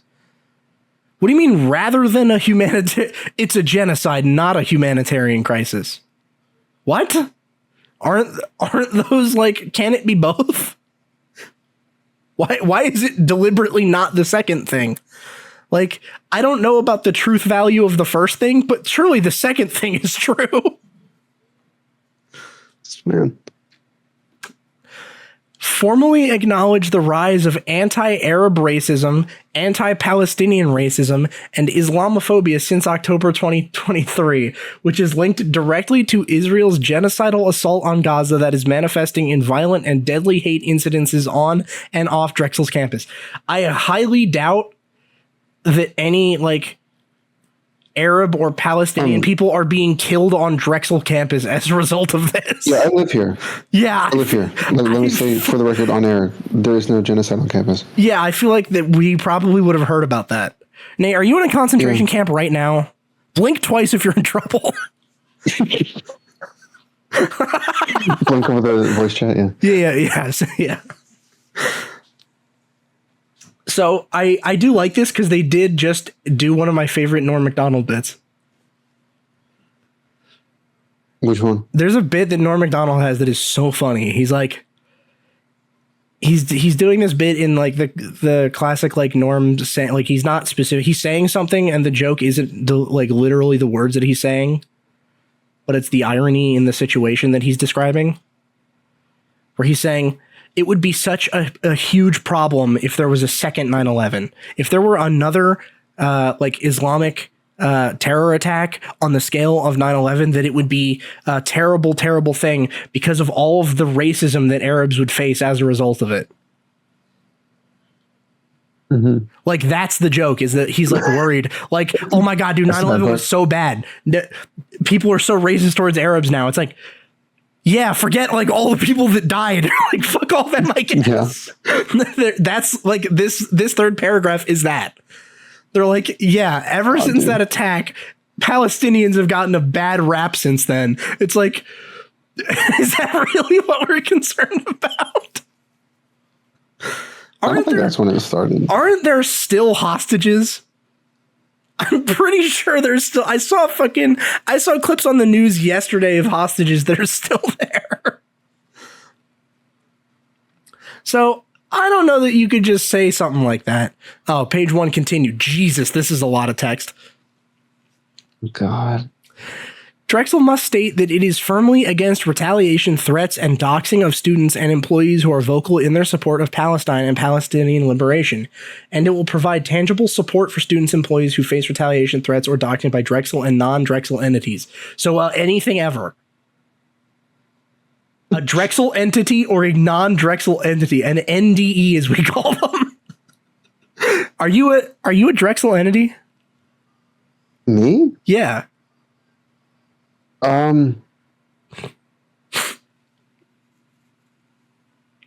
How does that work? I mean, I don't identify with the school. Yeah, but like if you were to retaliate, threat, and or dox someone, would you be considered a Drexel or non-Drexel entity? Probably Drexel, right? I mean, are they claiming that all students are Drexel entities? I guess so, which is crazy because I mean, I thought this whole thing was anti-colonial, but you just got colonized by John Fry. Yeah, I just got absorbed. Colonialism, he just ate you up, dude. Fuck. Nice. It's kind of hot. Yeah. You get vored by John Fry. You're like, hell yeah, this is what I paid for. Fucking God. So wait. Okay. I feel like this is important though. This is important for fucking posterity. Like put a tack in this just in case this comes up later. That they said it has to state that it is firmly against retaliation, threats, and doxing of students and employees who are vocal in their support of Palestine. So they said, listen, you got to really like take care of us and make sure that nothing bad happens because we're pro-Palestine. Will they keep that same energy? Is it ever going to happen? Will they keep that same energy for the people that are not pro-Palestine also if they face retaliation, threats, or doxing? Would they say that should be applied equally to both camps? I suspect no. I haven't read further, but maybe. Maybe they will. All right, it says criticisms of Israel and Zionism will not be misconstrued or mischaracterized as intrinsically anti-Semitic. Furthermore, this is all in bold. This, from where I'm starting right now, is in bold. Furthermore, speech and imaginary... I'm fucking retarded. I'm too drunk to be reading this. I'm just going to cut that and begin over. Holy shit. This is all in bold. Furthermore, speech and imagery expressing support for Palestine, Palestinians, and Palestinian liberation must be explicitly characterized as acceptable and supported under the university's code of conduct. This includes Palestinian flags and symbols as well as chants. What do you mean by chants, right? Like, because that was the whole thing when this all started was like, they kept chanting from the river to the sea, Palestine will be free. But like, that got quickly like labeled as anti-Semitic. So are they saying they want to do that? Or like, does that mean anything that they do? Because they basically just said, we should be able to do whatever we want and it doesn't count as anti-Semitic. It doesn't matter how anti-Israel it is. It doesn't say that chant specifically. It just says chants. Like, what if there's just like a kill all Jews chant that gets started? Are we supposed to interpret that? We're not supposed to misconstrue that as anti-Semitic? Like, no. By definition, we already agreed to the demands. Drexel reiterates the history of protest, which is meant to be disruptive and indicative of needs not being met by an institution, rather than utilizing the harmful ahistorical framing of peaceful the what? Wait, what? What does any of that mean? Rather than utilizing the harmful ahistorical framing of peaceful protest. That's fucking crazy. If I'm reading this right, which I may not be because I'm drunk, they may be saying that Drexel needs to say they are cool with, or at least acknowledge that they are cool with the protests being less than peaceful. It says, which is meant to be disruptive. I don't even know where to begin. It says, is meant to be disruptive and indicative of needs not being met, rather than utilizing the harmful ahistorical framing. I like that it's harmful and ahistorical, even though it's like actually the opposite of both of those things. I don't understand what they're trying to say with that one. I think they're saying that when people say that peaceful protest is like the most effective way to change people's minds, that is actually not true and is ahistorical, and you saying that is actually hurtful. Like, you're actually doing harm to the cause by saying that. By expecting protesters to be peaceful and just spread their ideas, basically a peaceable assembly is like harmful. No, that's cool. No, I'm sure that's great. No, you really snap with that. The ahistorical framing. But yeah, there's actually not a single instance of peaceful protest ever getting anything done in history. I can't even think of one. Can you name any? I can't. No. Yeah, I guess they're like, man, MLK just, no, that didn't work. Like, what? It didn't work. Yeah. Yeah, that shit didn't work. It's ahistorical to say that worked. The entire civil rights movement, peaceful protest. No, that shit didn't count. That shit doesn't count. Okay. Don't look at that. It's only the best example we have of it working. Fucking crazy. This is the second demand. BDS demands, in accordance with calls to action from the Palestinian-led boycott, divestment, and sanctions (BDS) movement, Drexel University must immediately divest from partnerships with Israeli state institutions and non-Israeli entities that fund and uphold the system of apartheid, ethnic cleansing, and genocide of Palestinians, including but not limited to the actions listed on the next page. Drexel must commit to these divestments by June 15th, 2024, 11:59 p.m. I love this shit because, what leverage do you think you have? I like that they said it like it's homework. Drexel must commit to these divestments by midnight on June 15th. Deadlines? What leverage could you possibly have? This assignment is due June 15th at 11:59. If you turn it in at midnight, we won't accept it. We will keep camping on your quad. This man makes millions a year. Okay, he's the head of an institute that, I don't know, there's fucking thousands of students, each paying $70,000 a year. Drexel isn't going anywhere. The leader of Drexel is not going anywhere. You have zero leverage. What is this? I hate Drexel, but it's not going anywhere. Yeah, but what are you going to have all the leverage in the world? Yeah, how is this the demand? It doesn't make any sense. They're not bothered by the protests. They don't care. They don't give a shit. Yeah, why would they care? So, okay, they're saying you got to divest from Israel. So, take all of your money out of Israel and also anything that works with Israel. And my favorite part is Jesus fuck! Oh my god, you're on their land. You're on privately owned land. They could get rid of you anytime they want. He waited, right? Yeah, but he could have done it at any time because it's private land. Yeah. Oh yeah. No, it's definitely their right to just be you're basically doing on the man's front lawn. It's not. John Fry has the right to be get off my lawn and suck my nuts in that order. Yes. Yes. Okay, so this is way too much text. Holy shit. But wait, they are specifically calling for people to get fired. So this is actually the thing. Public disclosure of all investments. Let's see. What does it say these people are doing wrong, though? That's what I'm interested in. Public disclosure of all investments and amount of funding coming in and out of Drexel on their webpage. This is information which is readily available and must be disclosed. So they're saying you got to tell us all of the shit that has to do with your funding, which there's no way that's going to happen. Investigation into Drexel's real estate portfolio must begin by June 1st. Fuck yeah, we got justice for Drexel in there too. Yes. Yes. Are you buying the townhomes? Are you doing it? Fuck yes, dude. Oh, I love it. Wait, this guy immediately terminate an Israeli who, despite his position as professor of literature of genocide and the director of Jewish studies, who utilized Drexel resources and technology to deny any and all genocides perpetrated against the people of Palestine. What?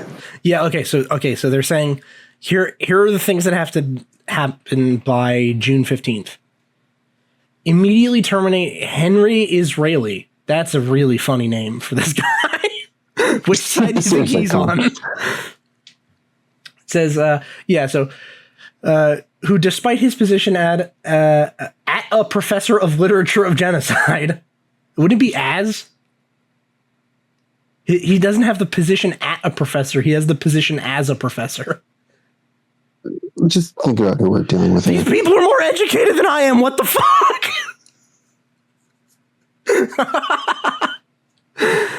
Okay, so, all right. Despite his position at a professor of literature of genocide and the director of Jewish studies who utilized Drexel resources and technology to, first bullet point, deny any and all genocides perpetrated against the people of Palestine by the Zionist entity, spreading ahistorical rhetoric on Palestine resistance groups, and outright denying the existence of the apartheid system under which Palestinians live despite, there's no space in the middle of live and despite, extensive evidence and a multitude of organizations, including but not limited to the International Court of Justice, Human Rights Watch, Amnesty International, etc., who recognize it as such.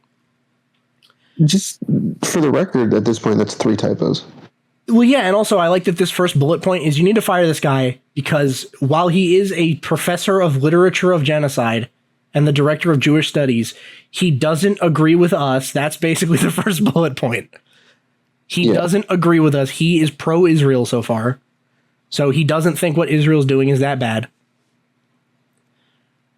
Coordinate with Drexel Shabbat to bring an ex-IOF soldier onto campus during the October 7 tour. We firmly reject the presence of any member of a military force with such extensively documented and horrific war crimes and human rights violations at Drexel.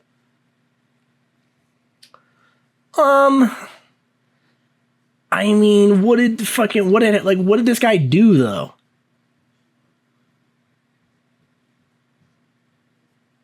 Like, he brought soldier. Yeah, so he brought an Israeli soldier to speak on campus, I guess. And they're like, oh, well, the military that he's a part of does war crimes, so he should be fired. It's like, well, did the soldier do any of them? Like, what? First off, I don't know that any of this has been proven as a war crime, although it seems like some of it probably could be considered that. I think you would need those courts to actually rule that before you could even throw that at that guy. So immediately terminate that guy. You got to do that. But then there's another one. You got to also immediately terminate Brett Altman, a decorated State of Israeli bonds member. And this comes with a little asterisk for some reason, although it looks like it doesn't come up anywhere else. Responsible for buying and selling occupied. I don't see a footnote.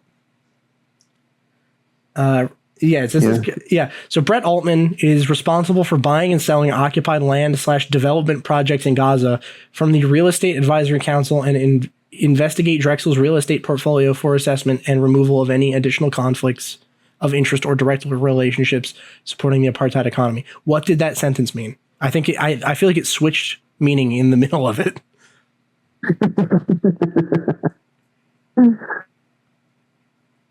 Yeah, you can tell where the sentence was supposed to start.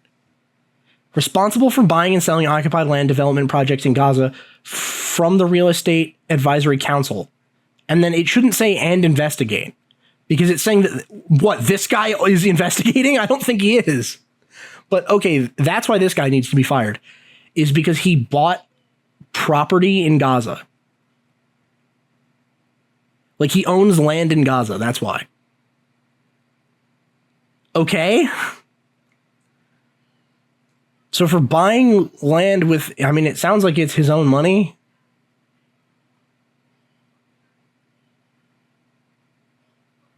Is this guy like, is he buying it for Drexel? I don't think Drexel owns land in Gaza. I also don't think so. Yeah, they need to be a lot more clear because I don't know what the fuck that means.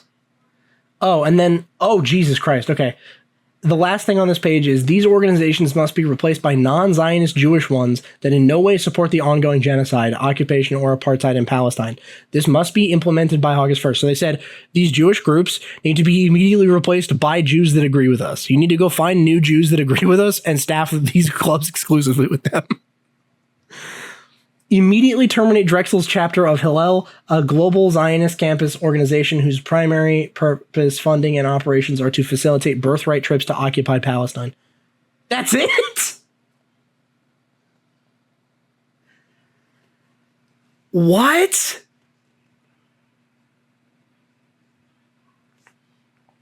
Okay, so you need to get rid of this group that will help you go to Israel, or what they call occupied Palestine, which I think just means part of Israel.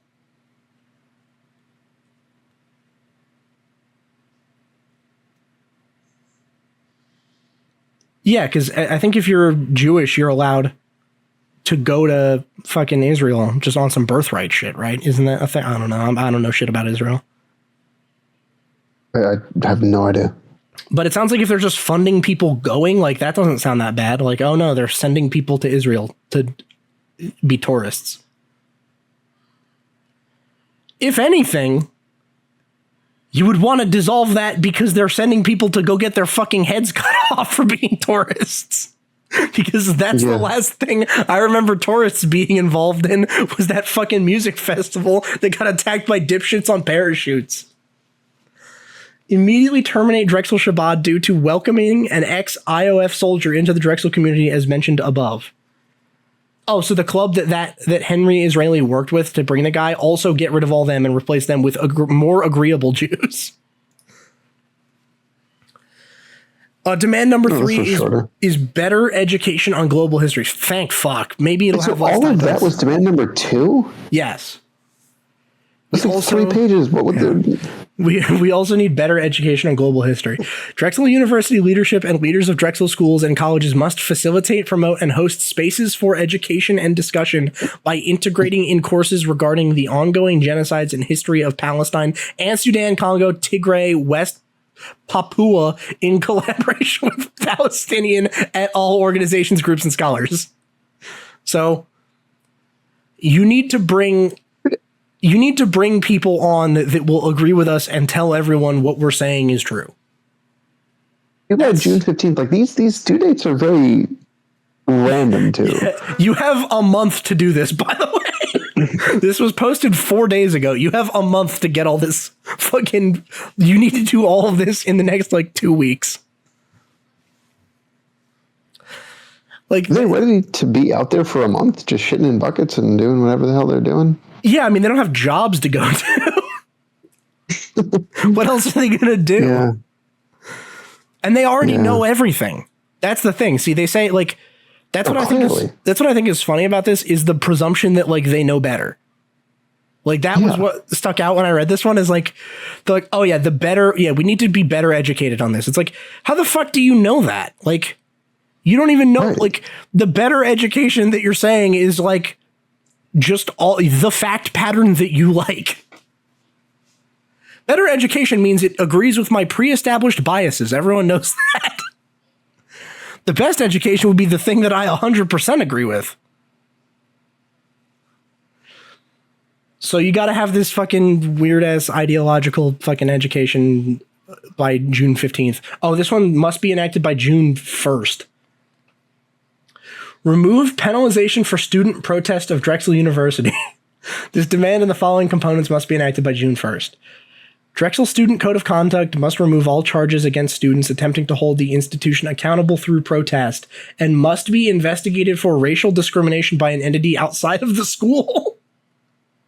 What?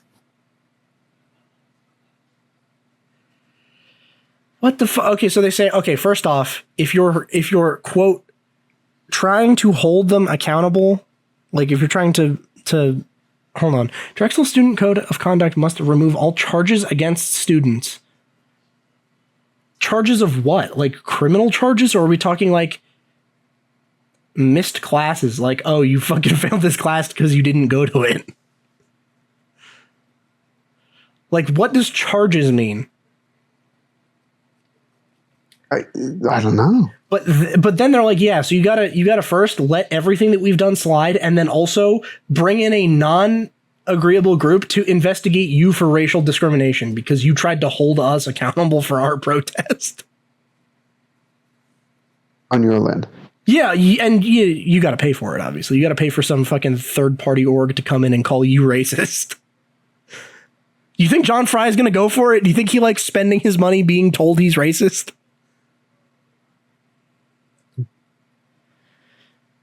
Because I think he actually does the opposite. I think there's no way he would go for this. I think he lets people pay him to call him racist. That's kind of the business model. Yeah. Drexel Student Code of Conduct will adopt the legal structure when reviewing cases as opposed to the current preponderance of evidence, 50% and a feather. I don't know what any of that means. No. Removal of Anna Moronsky, that's a really unfortunate last name, Director of Student Conduct, due to her threatening and coercing the acceptance of false charges on pro-Palestinian students of color. Due to her threatening and coercing the acceptance of false charges. You need to elaborate more. I don't know what that means. And why does it matter if they're students of color? Abolishment of Drexel University Police Department. What the fuck? Yes. Are you kidding Oh my God. me? No, wait. This is the fucking be all end all. They're like, guys, this is our chance. We need to put all of the demands into the same letter. Drexel public safety should not involve private nor public police presence, such as DUPD. Drexel public safety should not involve private nor public police presence. The public safety on this campus should not involve anyone keeping rules at all, private or public. Philadelphia police and DUPD consistently show that they are ready and willing to use violence against students of color, specifically black and brown students and community members who are primarily low. No, they are not. Yeah, what? Citation, please.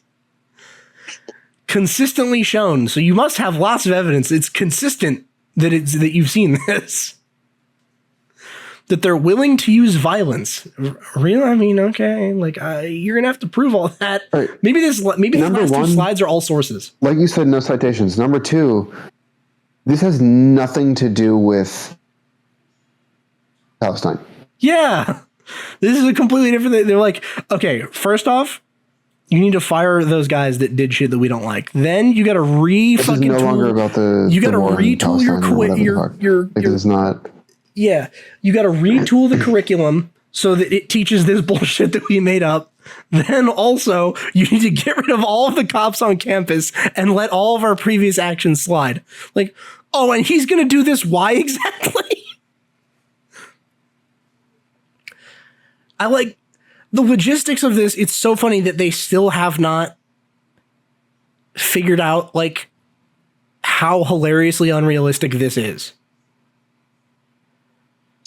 Like, abolishment of Drexel University Police Department. Okay. If you did that, would not everyone just leave? Like, oh, yeah, immediately there would be crime all over Drexel and people would be like, I'm not going to Drexel. Are you fucking kidding me? I'll get mugged. I'll be killed. It'd be Temple too. Yeah, exactly. I'm not fucking doing that. And then immediately Drexel's making no fucking money because that's where you go to get fucking killed. You want to go to college in O Block? Not really, actually. Actually, I don't. Like how it doesn't say anything about Penn. Yeah. Because Penn is right next to us and they still have a police department. So, like, if theoretically you did get rid of Drexel Police Department, like. You're just going to mooch off them? People would just call the Penn one. Yeah, they would just call them. It's not like they wouldn't come and save people to be like, oh, sorry, now you're Drexel. You can get mugged. Yeah. You gotta. If you're getting mugged and you call the Penn police, you have to show your Penn ID. Yeah, exactly. Yeah, you have to show the Penn ID or be wearing like a Penn T-shirt, and then they'll jump in. All right, no more Drexel police, only Penn police. Yeah. In fact, if you're getting mugged and they see you're in a Drexel shirt and the guy mugging you is wearing a Penn shirt, they'll help him mug you. They'll be like, "Yeah, hand it over, bitch!" Like.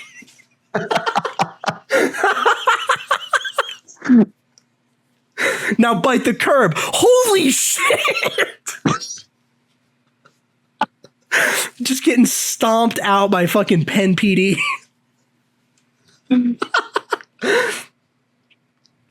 So, all right. The funny part is, though, they can't even fall back to that as being like the excuse is like, oh no, the Drexel one is vestigial. We'll just bum off Penns because it says public safety should not involve private nor public police presence. So Penn also shouldn't be allowed, is what the first sentence says. They said Philadelphia police, Penn police, Drexel police should not be allowed. It's not necessary.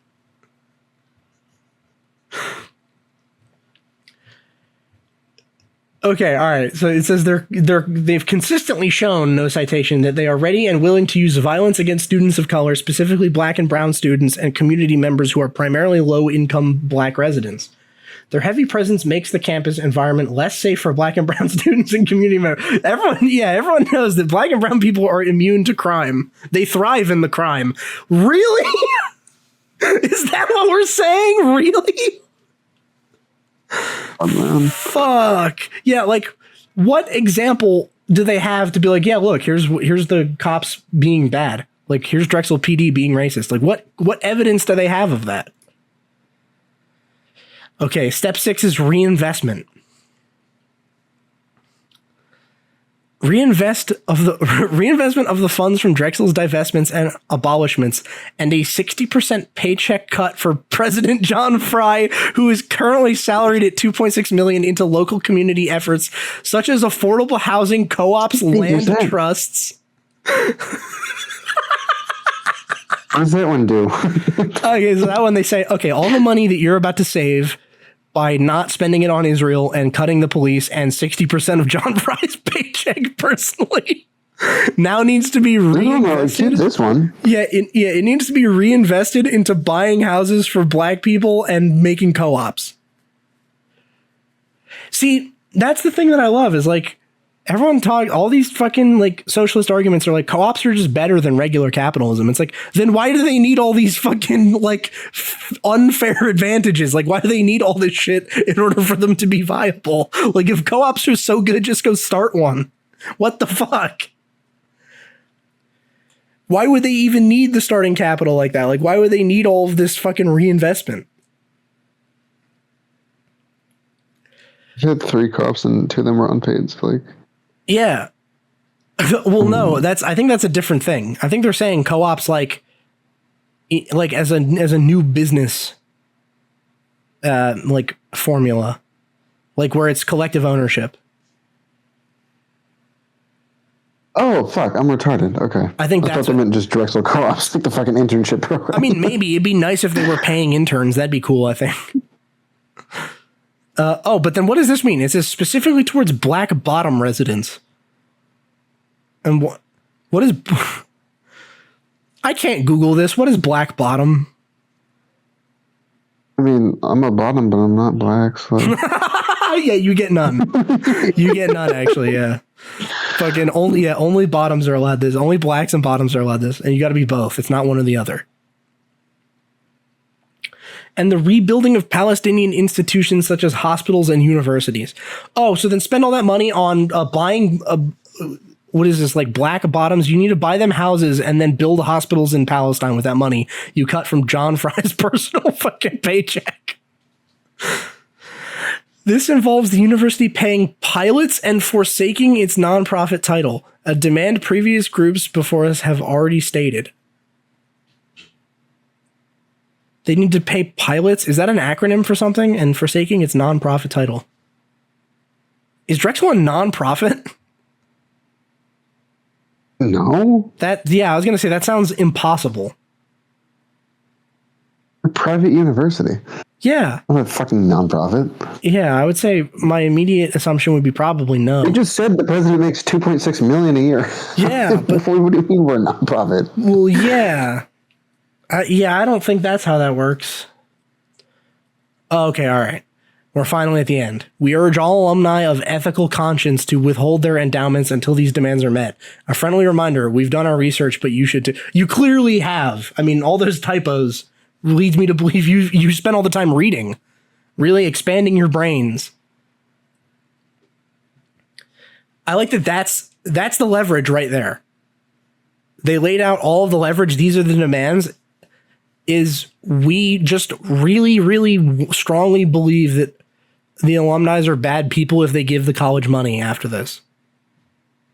That's it. That's their only leverage.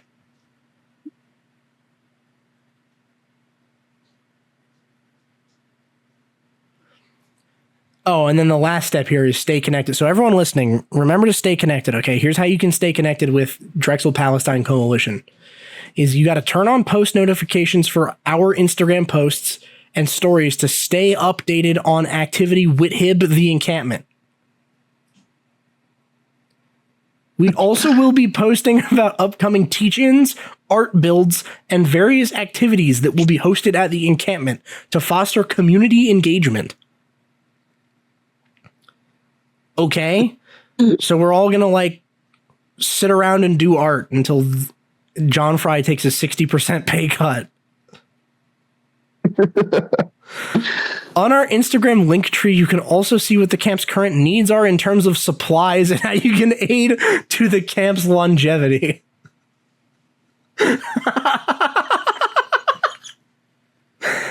Fuck. Oh, you know what the method would be? This would be a grade A troll. This would be how you fuck with them. Figure out whatever it is. Like, they want supplies, right? So like supplies probably means like they want food because they're all fucking college students, so they're not paying for shit. They're like, oh, we need supplies for all these fucking professional activists that just pulled up. Send them all exclusively like food that was made in Israel and is like kosher.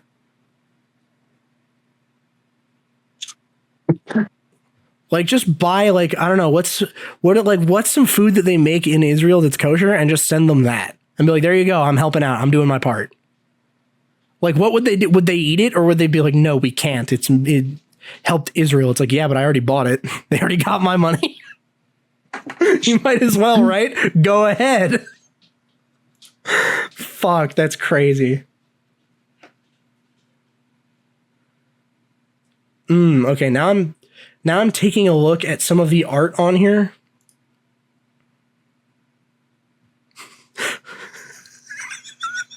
Is this what happens at an art build? Does it look like this? What the fuck is this? Come on. What? And you guys are at least 18. Come on. Wait, whoa. What the fuck? It says diversity of tactics welcome. Oh. Fuck. Okay. Diversity I'm glad it's disbanded. Diversity of tactics welcome. What? Yeah, for anyone that doesn't know, diversity of tactics means everyone should show up in their fucking masks and start attacking people and like lighting shit on fire. That's what that means. That is what that means. Oh, there it is. Look, there's a thing that says, welcome to Little Gaza. This is now Palestinian territory. Yep, that's the one. That's the one I saw. Dude, this guy's cooking them in Israeli. This guy's cooking. You should all do dinner in a helicopter. Wait, what is this? He's all flipping them off and shit? Yeah, it's like a bunch of middle finger emojis, something, and I don't know what this is. And then he says, you should all do dinner in a helicopter. What the fuck? Who is that? I don't know. What is his account? Hold on, wait. I like this. Michael Isaac Levi here, cooking. Can we acknowledge that it was illegal to be gay in Gaza before 2023, or is that xenophobic? Dude, no, that's what I said too. So that one of their signs is... So wait, that's true. Now all the gay people have to leave. Yeah, there's a subsection of the group. There was a sign that said, Queers for Palestine. And that's the first thing I thought of. I was like, isn't that, like, not allowed over there? Sheeps for wolves. Oh, there's one. Here's one about the police. Oh, that's not good. Maybe this is the evidence. A brief history of UPenn and the police. Oh, Jesus Christ. That cop is black. Two of those cops are black. Yeah. Yeah. They're definitely racist, you can tell.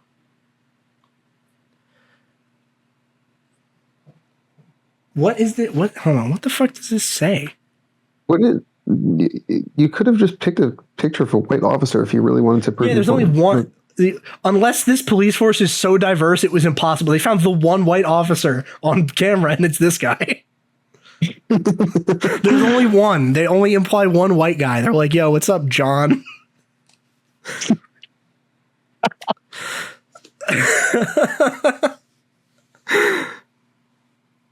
Okay, all right. This is their gripes with UPenn police. Who are the UPPD and PPD? The long-standing Memorandum of Understanding, the MOU, between the UPenn Police Department and Philadelphia Police Department was again activated on May 10th, 2024, when over 100 cops were sent in to arrest and terrorize student protesters and community members at 34th and Walnut Street on Penn's campus. Who is the UPPD? Who do they serve? Who do they protect? Okay. It was founded in 1974 as a direct response. Wait, can you go back to that one? Yeah. Arrest and terrorize student protest. On May 10th, 2020. That was like 2 weeks ago. Yeah, I think they've just been sending cops in and peeling them off. Oh, that was when they disbanded the protests on Penn. Oh, yeah, nice. That's what we're talking about. This is a repost from fucking Penn. Terrorizing? Who the fuck was terrorizing? FGP. Nobody's terrorizing them. Yeah, I do like that kicking them off of private land is terrorizing them. Like removing squatters from your property is You're terrorizing us. Leave. This is my house. Oh my God. What Jesus the fuck? Fucking Christ, people. Okay, it says the UPPD was founded in 1974 as a direct response to anti-war and anti-gentrification protests on campus that targeted the University Science Center. Blah, blah, blah, which displaced residents, predominantly black neighborhood of the Black Bottom, and also housed Dow Chemical, a producer of chemical weapons used by American forces in Vietnam. Okay, that's how they started. Because no formal campus mechanism of social control existed to deal with these confrontations, administrators relied upon police agencies or the National Guard to restore order on campus. Campus administrators soon realized that they had to create a university mechanism to deal with their problems. The answer was to create a university police agency to regain control over campus activity. The new police agency would not only fight crime on campus, but also student unrest, overcoming all resistance. And that is a quote from a guy. Quote from John J. Sloan in The Modern Campus Police, written in 1992. All right, so they set up cops for when students are protesting Vietnam and racism. Got it? Who does the Penn Police Department protect? Who do they serve? It's currently the largest private police force in Pennsylvania with 121 full-time officers. That's not very many. I like that they underlined private, because that, like, I mean, it's probably true, yeah, actually. Because, like, Philadelphia police obviously has more than 120 cops. The Penn administration continues to rely on the UPPD to suppress activism on campus. From calls for climate justice to saving community homes to protests calling attention to the carnage in Gaza, student activists have all had to face the UPPD. Okay, so when protests are getting out of hand, they send in these guys. Got it. Is so good at suppressing dissent that the Philadelphia Police Department called them in to support their terrorization the terrorization of Black West Philly during the George Floyd uprisings. They're calling them uprisings. Is that what they were? I thought they were peaceful protests, but I'm told that was ahistorical. Right. That's not real, okay? Peaceful protests aren't real. Everyone knows that riots and uprisings are the only things that work. Those never get put down historically. Do you know revolutions are actually 100 out of 100 success rate? Just steal a TV from Target. That's the only way. Yeah, that'll show them. Israel seething over me stealing a fucking Samsung from Target. On May 31st, 2020, UPPD were called in to support PPD as they indiscriminately used tear gas against protesters, bystanders, and people in their homes around the 52nd Street corridor, leading to a record $9.25 million settlement by the city for police misconduct. Okay. What is the point of saying this?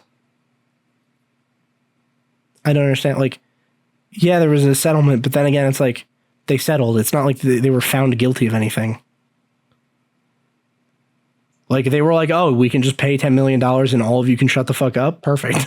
I'd pay $10 million for you to shut the fuck up. And it says they're so good at suppressing dissent. Like, that was the reason that they picked them. Like, oh, these guys are actually number one on the dissent suppressing leaderboard. Like, that's a thing. Like, no, I think the Philly police were probably like, we need more guys. And there's 100 fucking Penn cops just standing around. No one's on campus because it's during COVID. And they're like, fuck it. You guys want to help out? And they're like, yeah, why not? That's probably how that went. Oh, is that it? Oh, yeah, that's it. Wait, no, oh no, it wasn't. I clicked the wrong thing. All right, we're still on who do they protect and who do they serve. The same officers who terrorized black neighborhoods in West Philly to, quote, secure territory and property for the ever-expanding university are arresting pro-Palestinian supporters on campus. Okay. I mean, I think terrorize black neighborhoods in West Philly is probably not what they were doing, would be my guess. What you said did not just support this claim at all. This is not this. So I don't know about all that. But okay, so they're arresting your guys.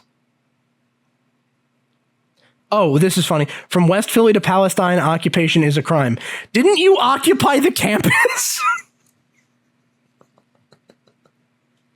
Isn't that the whole point? What? Wait, if occupation is a crime, what the fuck was the George Floyd uprising then? Was this not a crime?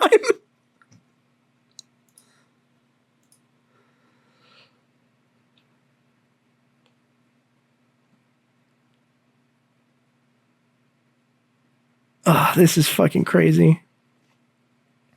Oh, here's their fucking...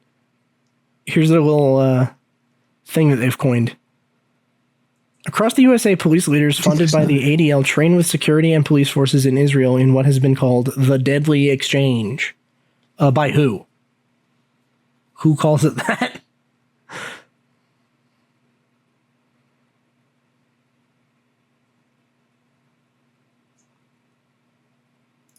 All right, next slide. Let's see. Okay. This is just a picture of a t-shirt.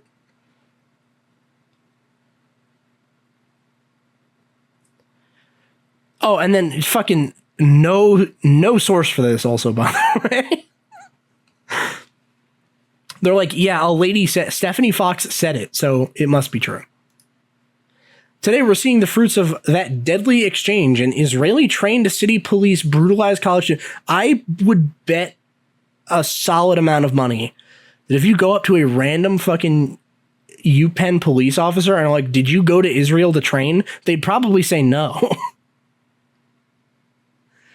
Did they train you in Israel to put down protesters? Probably not. Cop would be like, what the fuck are you talking about? An Israeli-trained city police brutalized college students nationwide in a calculated and coordinated effort to suppress our anti-war movement, one that is pro-Palestine, anti-genocide, and anti-Zionist. We will not be silenced. This was like right after they were silenced, no? Like, this is right after their shit was broken up, right?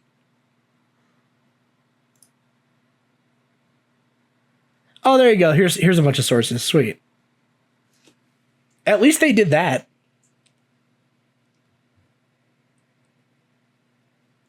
Although it looks like, I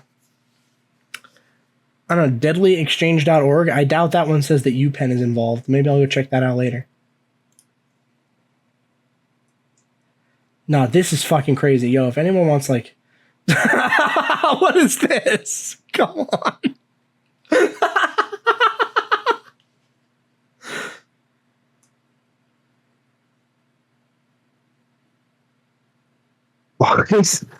Yeah, it's like a press release from University of Penn, and they just posted it, but then just put the in big red letters lies over it, like a watermark over it. Yeah. Oh my god. Fuck.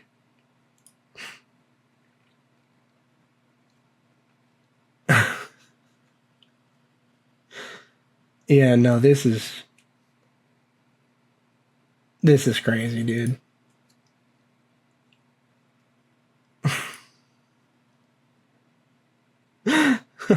Oh no! What is the meaning of this?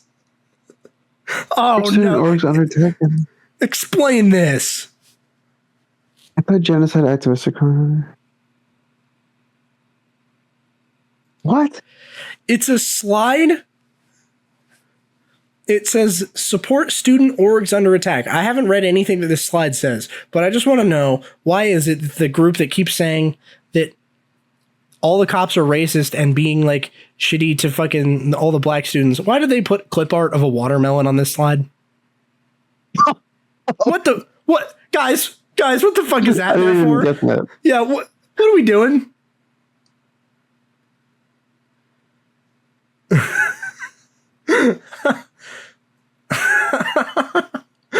What the fuck?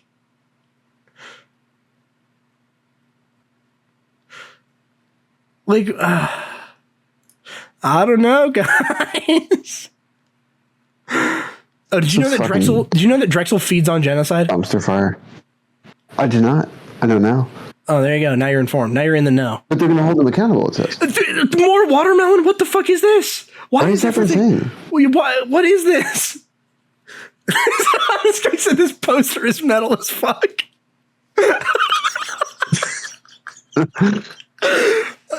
If this poster is anything, the one thing it isn't is metal as fuck. Is it the dragons going through the watermelon? Like, what is that? Fucking sucks. Why is this person just like? Why is this person? Okay, so I guess it's like the Drexel like dragon going through a watermelon. What is the significance of the watermelon? I don't get it. That's twice now. What is that about?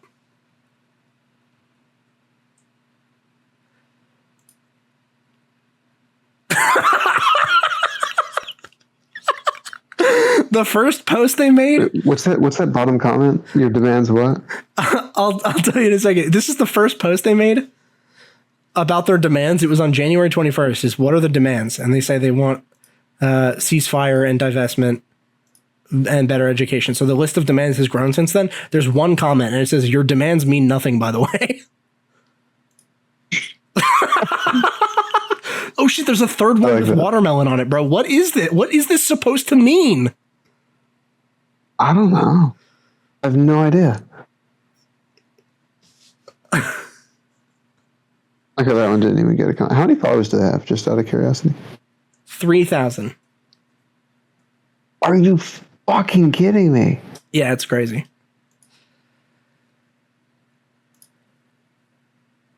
Wait, how many fucking Drexel students are there? I Google that.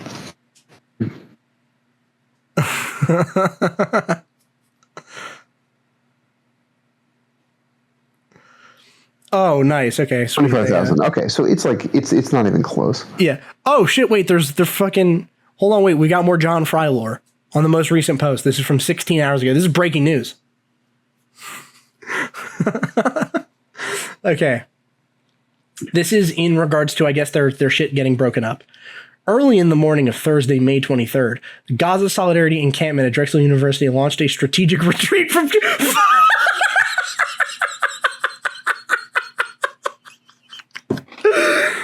Oh my God. That's the funniest shit I've ever read in my entire life. Oh my fucking God. We launched a strategic retreat from campus. They didn't even say, like, they got broken up. They're like, nah, we strategically left.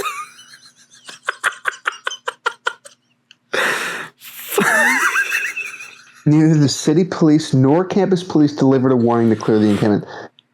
They're just flat out lying. Wait, what? As an encampment, as organizers, and as a community, we have worked together to ensure collective safety over the last 6 days. At the first sign of staging, evacuation protocols were activated to ensure safe passage of all people and resources out of the liberated zone. Oh my God, oh my God, oh my God. No, wait, that's funny. Did you see that comment? Wait, hold on. No, I totally agree. I'll read that in a second. It is so funny that they're like, we decided to launch a strategic retreat. It's like the cops showed up to disband them, and while the cops were all getting in line, everyone was like, nah, fuck it, we're out. They're like, fuck that, I'm not getting arrested for this. I like this is evacuation protocols were activated. What does that mean? You guys did drills You on had this plan the whole time? I thought you were planning to stay. You had evacuation protocols? Yeah, why did you have evacuation protocols? I thought you wanted pussies. Yeah, exactly. I thought you guys were fighting for people's lives. But like cops stand shoulder to shoulder, and now suddenly you all leave. Oh yeah, so then in relation to them saying they got everything out of the liberated zone, someone commented, quote, liberated zone, you're not in Palestine, stop role playing. People are actually losing their lives and this is not helping anyone. At least there's people with brains. Yeah, I mean, I'm curious what these 13 replies are, but we can save that for later. Neither city police nor campus police delivered a warning to clear the encampment. We warned ourselves. We have spent the past 6 days ensuring we would be prepared for this moment because we understand the importance of being like water. Then what was the turning point? Staying in one place until it makes sense. They were going to come and get them. Like, they never warned us. They're just giving like an alternative. Yeah, I mean, they just lined up like, okay, we're going to come get you now. It wasn't cops. Yeah. But I like that they just end this like, we understand the importance of being like water, staying in one place until it makes sense to move. Do you know what water is? Water is known for its reasoning before making a move. Everyone knows water is not, it's sentient and moves when it makes sense. The water decided to move as soon as someone come to drink it. Dude, that's the most annoying shit ever. You ever get like a glass of water and you're about to drink it and all of the water just quickly jumps out of the glass because it knows you're about to break it up? I hate it when that happens. Oh, and this was actually a huge dub, by the way. We succeeded in our aim to disrupt a university-wide lockdown imposed by cowardly leadership and an excessive police presence that drained university resources for 6 days. John Fry's pathological lying habit was transparent in his ego-driven university communications with inconsistent timelines. We have no confidence in his leadership. Our collective discipline showcased our care for each other. Our surplus of resources will be redistributed via mutual aid networks to community needs around Philadelphia. That means we're just keeping all the shit you sent, by the way. This is a marathon, not a sprint. We reject symbolic arrest that endangers all members of our community and stretches resources thin without accomplishing our demand of full divestment. We won't back down, we will return, and we will come back stronger. Free Palestine. I'll let you know if they come back. How about that? I'm going to follow this account. I'm going to get notifications for when they come back. Retards.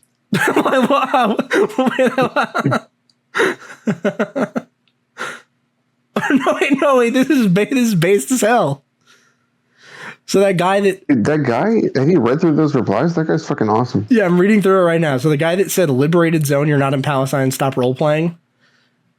This fucking dweeb replied to that and said, what are you doing to stop the killing? Just complaining on Insta? Nice work. It's like, I mean, what is this account doing? Like, you're like, the protest is also just complaining. Like, they're not doing anything.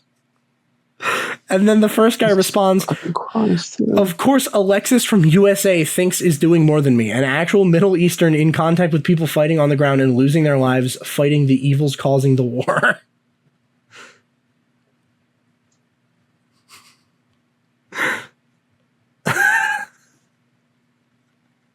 Yeah, and this guy is just fighting everyone. Oh, and then fucking Alexis thinks he's cool. Demanding university divestment from Israel is a critical act of solidarity. I don't think it matters that much, bro. I think you just need to get a fucking life. And that is the core of the university protests. This movement has been a source of hope to many in Gaza. You trying to tear it down is highly suspect.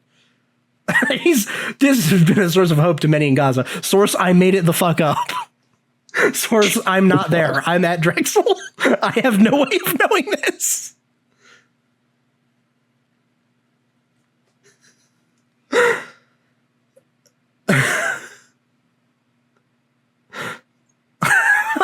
He's got him deleting comments now too. That's fucking sick. Got him on the run. Get him. Is this like what gets made at the art build? This drawing? I like that this is clearly in crayon and it says by any means necessary. That is actually, I feel like this should be in history books. Like, you know, when there's a piece of art so meaningful in capturing like the essence of something historical that it ends up in history books. I feel like this belongs in there because it says by any means necessary, which is like subversive code words for like get violent, but it's clearly drawn by someone with fucking crayons. It looks like it was drawn by like a fourth grader. So correct me if I'm wrong here. That drawing. Yeah. I know the people listening can't see it. That's Bobby Hill. Yeah, it's Bobby Hill carrying a jar of water, like a giant bottle of water, like the size of his head. Like he's slung it over his shoulder. It's that large.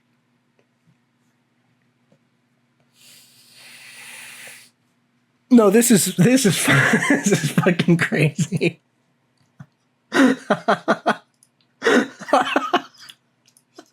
Jesus Christ, how much of this? Okay. All right, but real talk though, the strategic retreat is the funniest thing I've ever heard. That's the best part. That is the best part. The Gaza Solidarity Encampment launched a strategic retreat from camp. That, you know what that sounds like? Just read that again. It sounds like a bunch of... Like, read it again, but in your head, it's Zap Brannigan talking. Right? Like, right? Like, he's saying it like it's some, like, super fucking awesome maneuver that he pulled, but it's him actually just being inept. Fucking how he defeated the killbots. The killbots had a pre-programmed kill wave after wave of my own men. Yeah. I send wave after wave of my own men to be slaughtered. Like,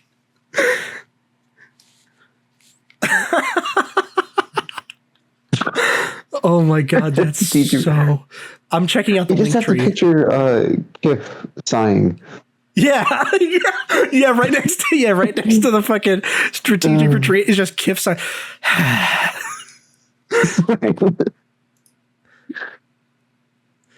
Okay, all right, I'm on the link tree now.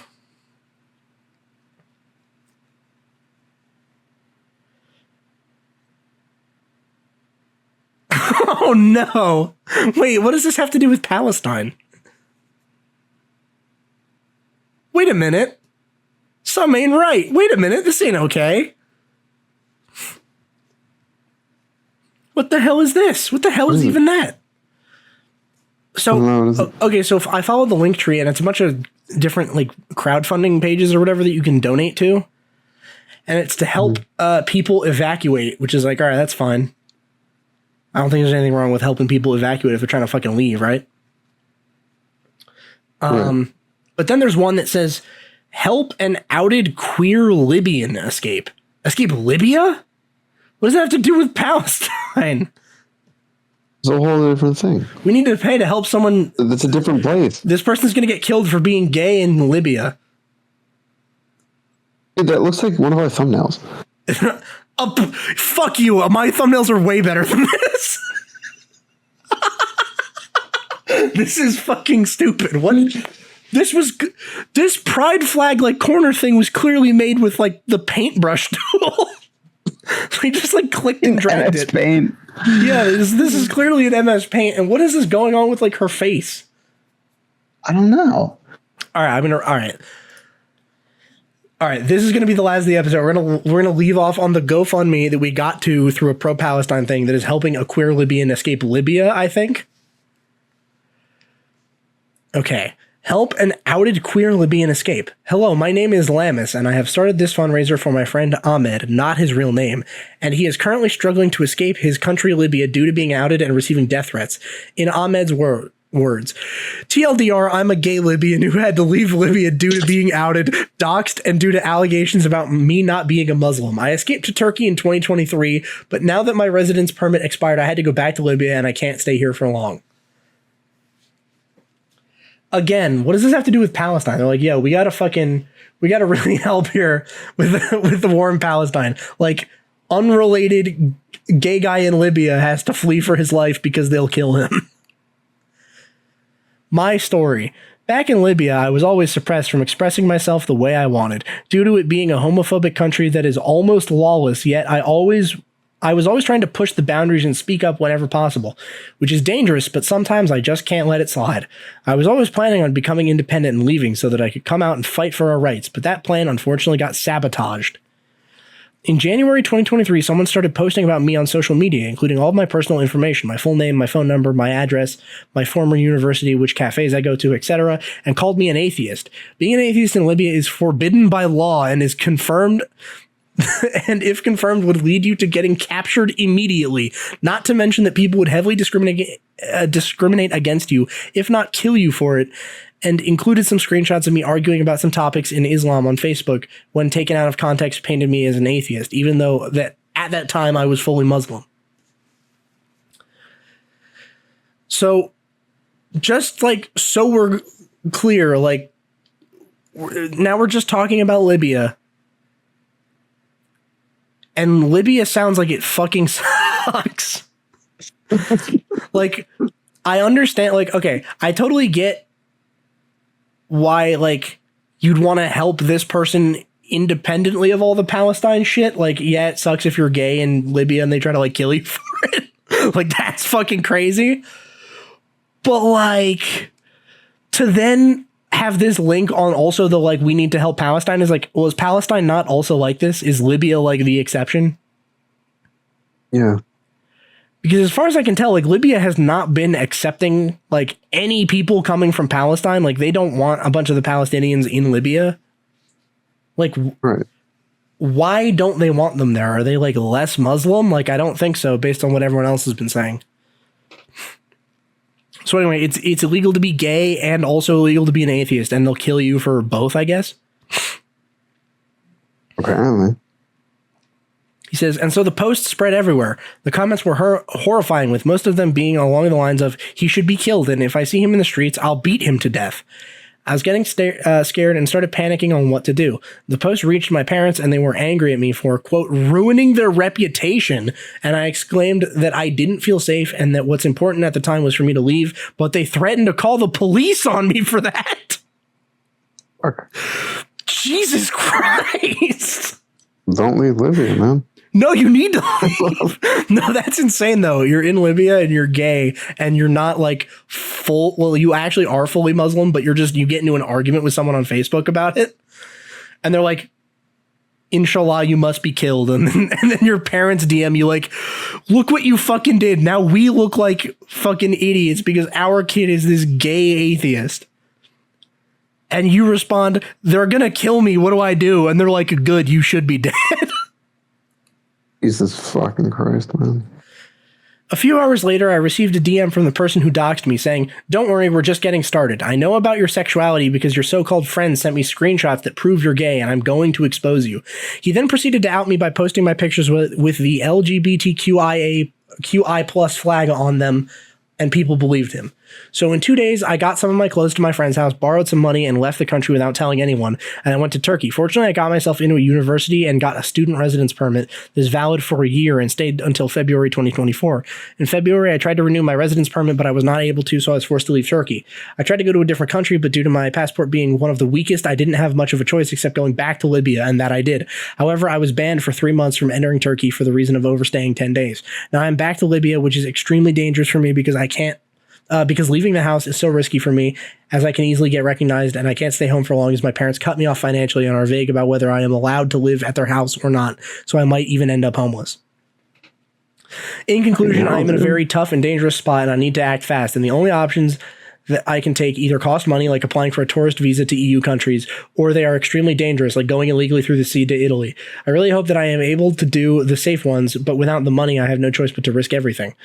This GoFundMe is my last chance at escaping safely. I firmly believe that no one deserves to go through this because of their gender identity, sexual orientation, and or beliefs. I've been a regular volunteer at a local NGO in Istanbul since March of 2023. I even got my volunteer of the month in July, and I'm doing my best to help make the world a better place for everyone. Last September, I even became the communications coordinator at the organization and helped it grow exponentially. This is fucking wild. How is this on the same list? How did this one just like get slipped in accidentally? Like, what the fuck happened? I think that's the only real one. Yeah, this is the only one that's like solid on there. Well, no, I mean, all the other ones were like, oh, help their fucking family escape Palestine or whatever, which is like, yeah, I mean, if there's bombs getting dropped on them, like, yeah, they should probably leave. Like, yeah, they don't have the money. Okay, you know, this isn't like, you know, the Drexel demands. Yeah, this is like, I feel like you could actually help, but it is crazy to be like, guys, we're gonna link from this Instagram page that is clearly only hurting these people, like making the situation worse. And then we're going to just link you to all of the ways that we are kind of fucking them. Like, that's what this seems like to me, is the way, like, pretty much all of the GoFundMes are like, oh, it's someone that's suffering because of the fucking crazy Islamic fundamentalism that's going on over there. And they're like, yeah, and we need to support that and get those fucking Zionists out of there. It's like, surely Israel is more hospitable to gay people than fucking Libya or Palestine is. Surely all of those Palestinians would be safer in Israel. There are Arabs that live in Israel, and they're Israeli citizens. Like, it's not only Jewish people. Surely they'd be safer, wouldn't they? Than, like, getting fucking bombs dropped on their house? Like, but no, you need these fucking dipshits on a fucking campus in Pennsylvania to be like, no, Palestine, fight. Keep fighting Israel. That is fucking bananas.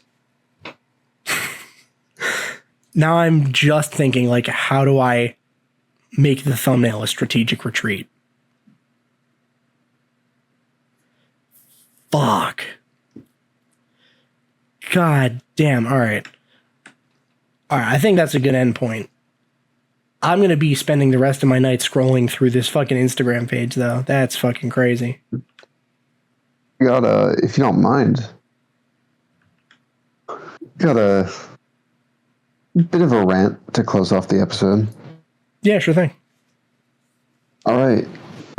Something I don't think I've ever done. Neither of us have ever done. Been happy. All right. Yeah. But aside from that, had that shit on. Been good with the hose. Fucking had swag in general. aside from that, yeah. Aside from all the hose, I'm just gonna get straight shooting.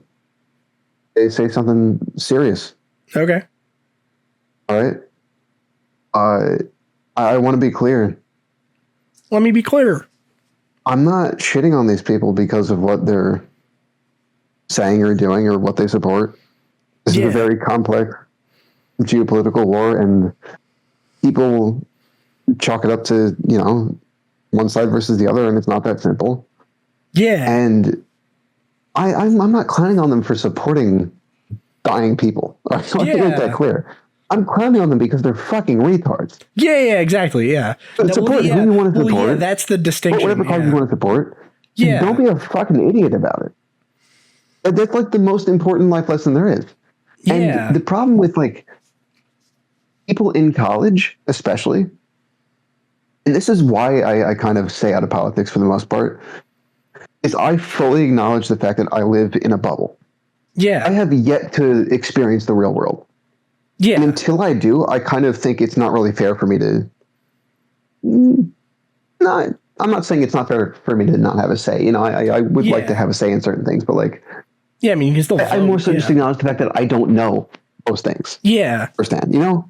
Well, it would be like presumption of you to like pretend like more. You know better than someone, because it's like, yes, admit when you don't know. Just don't follow the crowd, because it feels like this whole thing on Drex that we just chat on for like the past, I don't know how long. It feels like it's just people need to be a part of something bigger than themselves. Yeah.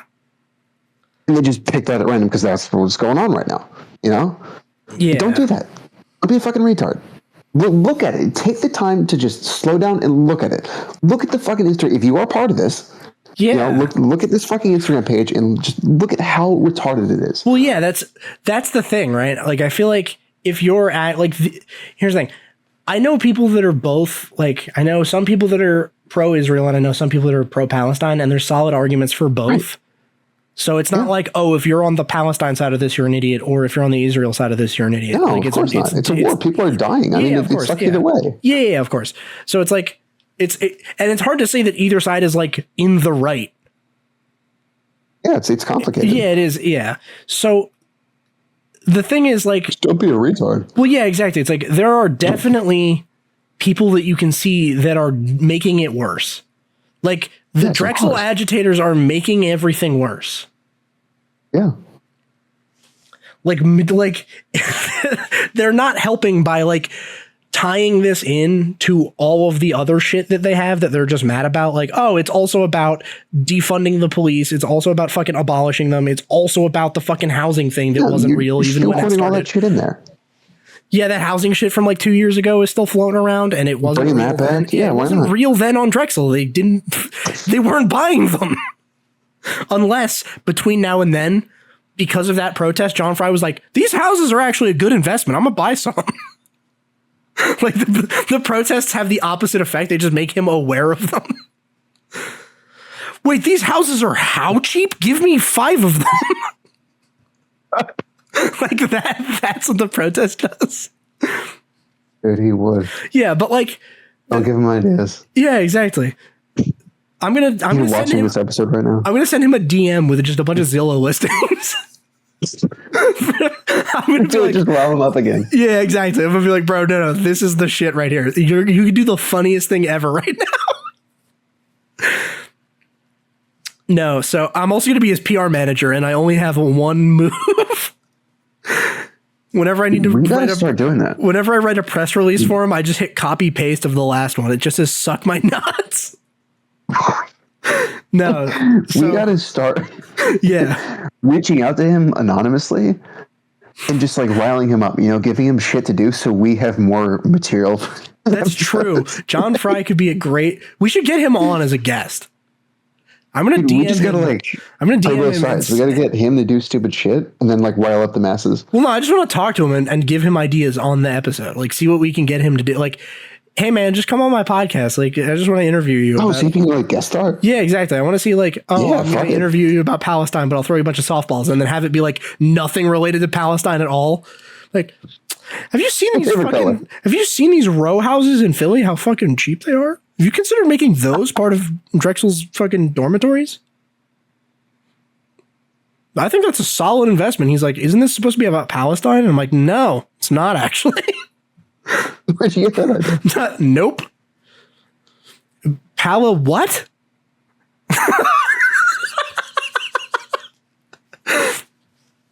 No, but back to what we were saying. Like, the protests here at Drexel are making it worse because they're saying no, listen, we need to fight violently against Israel, which will only get more Palestinian civilians killed. Like the only sensible thing they said was like demand a ceasefire, which is like Drexel can't do that, but like a ceasefire would actually be good. Like if both sides just stopped killing each other, yeah, I mean it's hard to be mad about that. Yeah. And like so many other things, it's like the pendulum has just swung way too far in one direction in this case with the protesters because a lot of the things that they're saying and doing are anti-Semitic now. Yeah, well, yeah, it's that. And you can't just say, like, I'm not being anti-Semitic and keep doing shit that's anti-Semitic. Yeah. Well, they're like, oh, yeah, you just need to let us chant whatever the fuck we want. You need to fire these fucking Jewish organizers for doing shit that we just don't like personally. Presumably because they're Jewish. Like, I bet both of those motherfuckers are Jewish. I don't think they called for the firing of any non-Jews. Like, yeah. It's like that, and they're actually saying like, oh, when they say diversity of tactics, shit like that, Like that's the scary shit. That is them That's saying like, shit, come to the encampment and fuck some people up and like burn some shit down. Like shit could get wicked is what they're saying. Like, and they're like, and that makes the situation worse, right? Yeah. Stop the killing, Yeah, but then they're like diversity tactics. Yeah, but then they go, guys, we need a ceasefire, so come on down and fight fucking Penn police with us. Yeah. It's like, wait, what? Spend some money but then also like that weakens the Palestinian fucking negotiating position too. It just makes you look like a bunch of fucking clowns because then the only like press that this gets is, oh, the protesters who are fucking deranged lunatics that are fighting with cops and saying ceasefire, but then like trying to burn shit down. Like, oh, is that just those are the only people that are cool with Palestine are fucking insane Marxists? Like fucking 20-year-olds. Yeah. All these college students, like you don't know what's going on. Stop pretending that you understand everything. Yeah, it's these fucking don't. Yeah, it's these fucking petulant 20 years old. Like, calm the fuck down. Yeah, that's the shit that's crazy about it. Is that it's like you're making your own side look fucking stupid. Like it like. That's the thing that I don't get is it's like, if you just wanted to say, hey guys, Israel, you should probably lay off. That'd be cool. Like, hey, if you just stop bombing them now, I think they get it. I think they understand. Or if they don't, war is then bad. People dying is bad. Those are universally accepted ideas. We can try to sort this out peacefully, but that's not what they're saying. They're saying ceasefire, and also there has never been an example of peaceful protest working. Get ready to come on down and fight violently. Like, that's what they're saying. Yeah. So they are actually, if you're pro-Palestine, you should clown on these fuckers too. Like strategically, like just optically, your best move is clown on these fucking guys because you're like, no, look, you can be reasonable and be pro-Palestine. Yes. Like it's, yeah, like you can be in that fucking middle. That's like, yeah, I mean, I want Palestinian people to stop being killed. Like that'd be nice. That would be great. But without being like, we're going to fight cops and strategically retreat when the cops come to get us.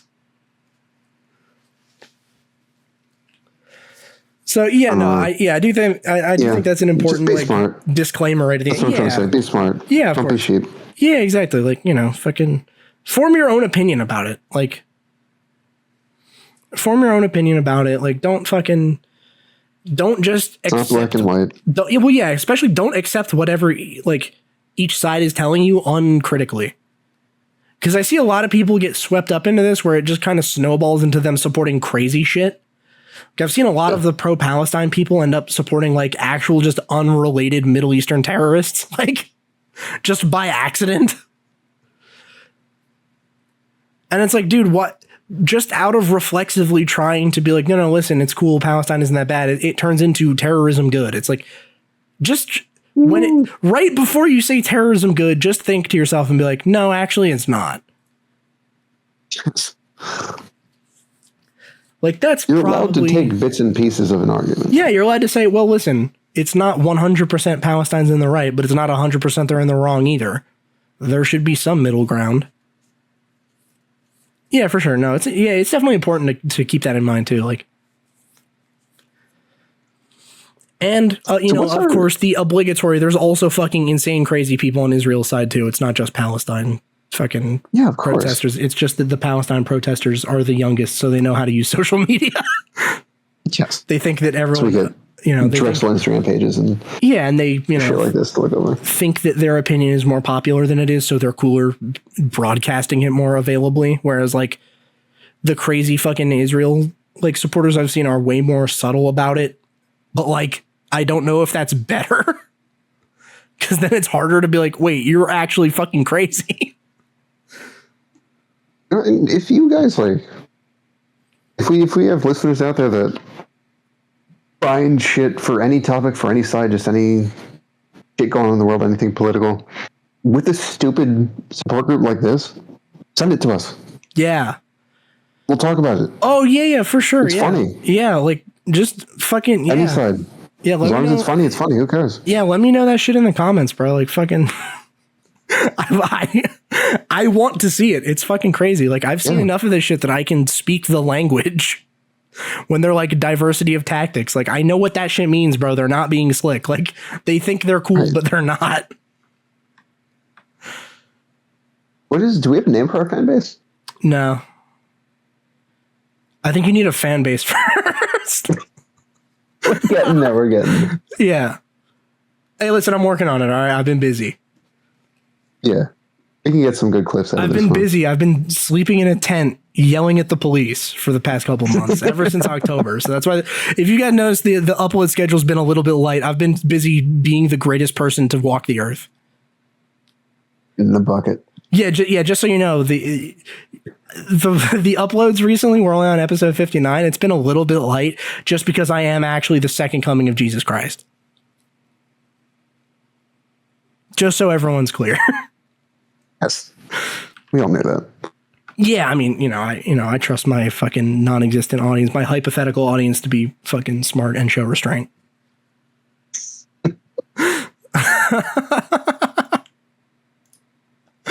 Yeah. Fuck, man. Shit is crazy.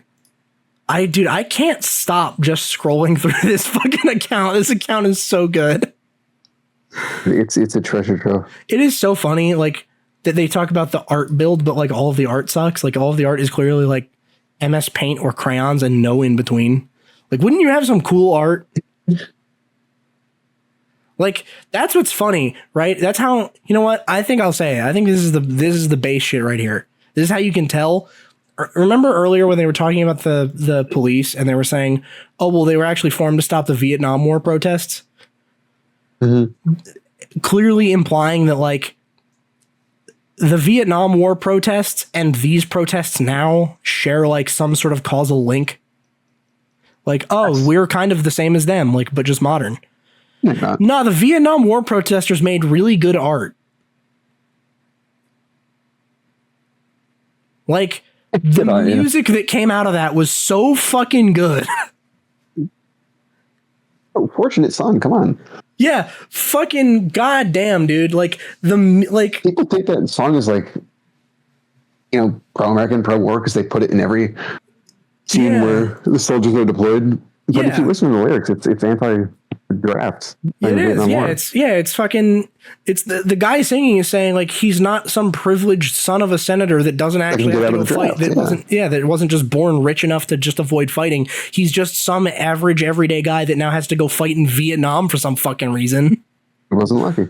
Yeah, exactly. He's like, yeah, I was not born with the silver spoon. Like, yeah, no, that song is based as hell. No, the art that came out of that was fucking kicks ass. Like, that's the difference, okay? I will take your protest seriously if you make really good art out of it. But these crayon drawings and this shit that I could have whipped up in MS Paint is not going to get it done.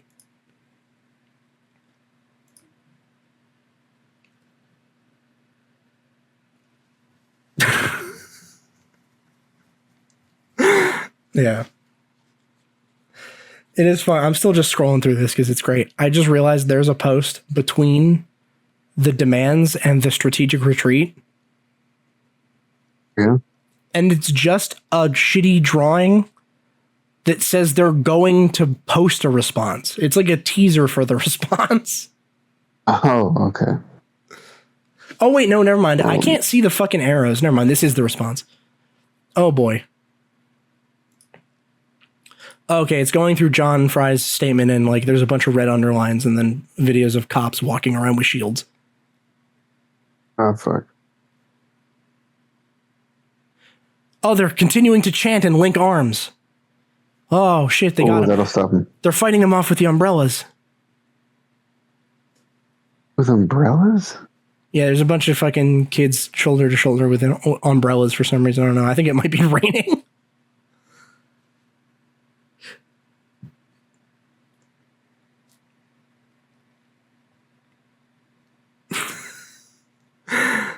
Yeah, no, it's funny. I'm reading through the comments of this one, and it's all them being like, yeah, you guys are super anti-Semitic for calling for those groups to be disbanded, by the way.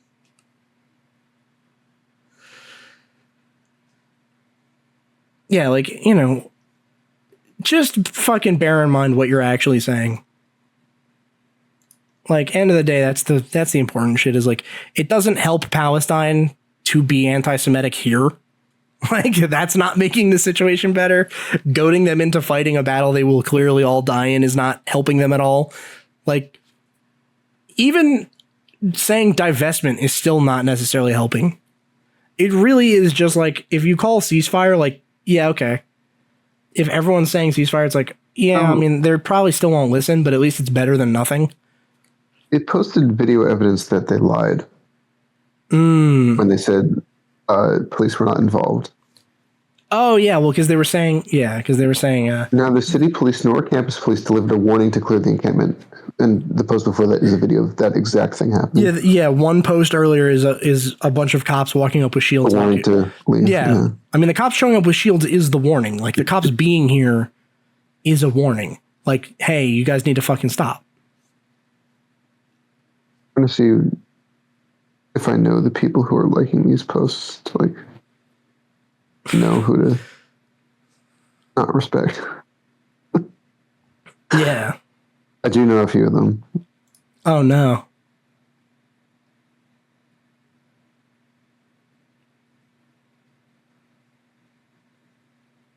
Nope.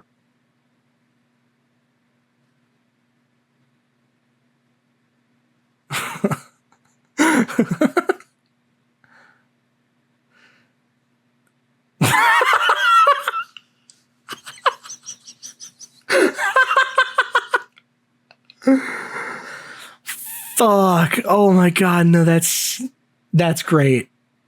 I'm scrolling through the comments on the video of the cops walking past all the protesters. Mm-hmm. And it's the last slide. So the first 4 slides is the email that John Fry sent with a bunch of underlines where they're like pointing out that he's lying. And there's a comment here from Rowdy Robbie Rabble Rouser. And it just says, more like John lie.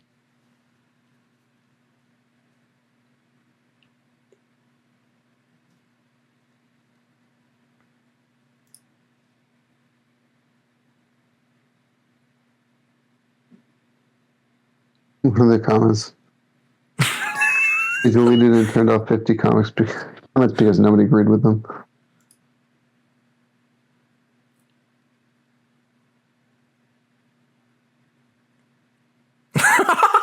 What the fuck? Wish nothing for an overseas crisis. You guys just want to skip homework and exams. Yeah, that's what that's great. That's basically, yeah. That's what the drop all the charges thing was about, I think. I believe it was that, or I guess if people were actually getting if people actually were using a diversity of tactics and they got arrested and there are actual charges, they're also asking those be dismissed. It's either that or the missing assignments be fucking forgiven. I can't tell, honestly. This one, taking away Jewish organizations and spaces is anti-Semitism. First reply, I think I'm in love with you. Yo, that's where you should get bitches, is the comments of this account. Just find hoes here. But play both sides. Like, you've seen that. It's like the second episode of It's Always Sunny where they go to the abortion rally and they're both on different sides of it, just women. Like, that's got to be us. We got to go to this fucking encampment wherever they set up next and just hit on bitches, but both go with a different script. So, like, you be okay. Like, all right, I'll infiltrate the pro-Palestine one, and then you infiltrate the pro-Israel one. And then we'll just come back and see which one has the hotter women, and then we'll just try to rizz them up.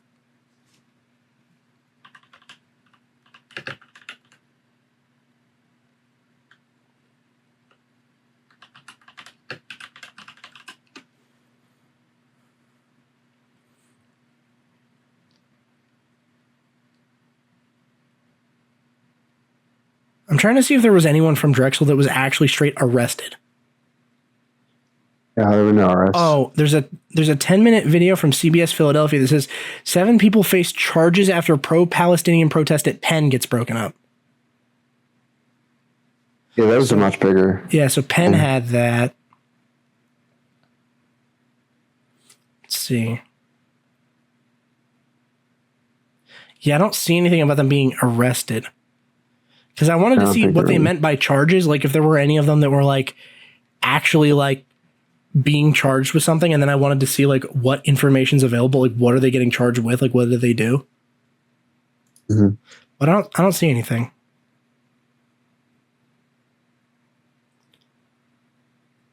Yeah, it says nationwide there's been about 3,000 arrests.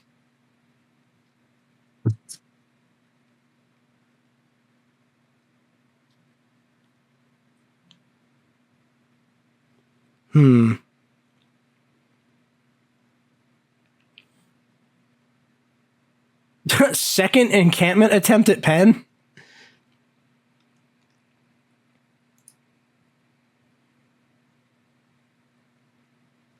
No, I don't want to allow ads. What? Fuck you, Philadelphia Inquirer. Suck my nuts. John Fry style. Schleppy. Yeah, I don't know. I don't see anything. So, all right. It looks like Drexel protesters have not been arrested because they all did this strategic retreat. Yeah, I don't think so. Yeah. So then what charges are they referring to? I'm going to DM them. I'm going to be like, what charges? I'm going to be like, I have 10 million questions for you guys. Oh, they have reels too. I don't know if I can play these. I don't know what they're going to say. I'll watch these off air. Anyway, yeah, if anyone wants to see this account for themselves, it's called drexel.palestine.coalition on Instagram. It's a public account, so go fucking hog wild. I don't know.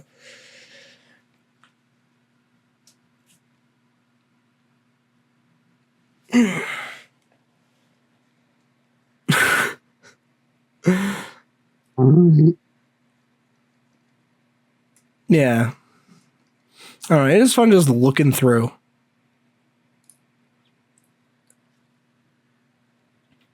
Here's the sign that says, "Come in, you will not be arrested."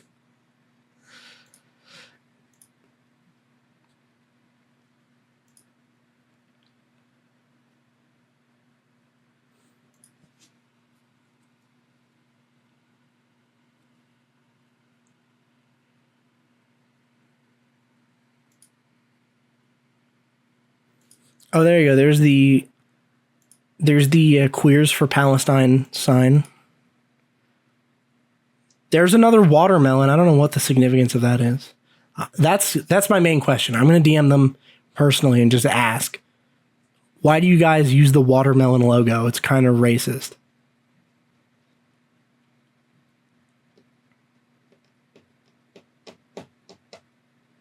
Is there anything else that stands out on the link tree before we call this an episode? Oh, how did I not look at their ongoing supply needs?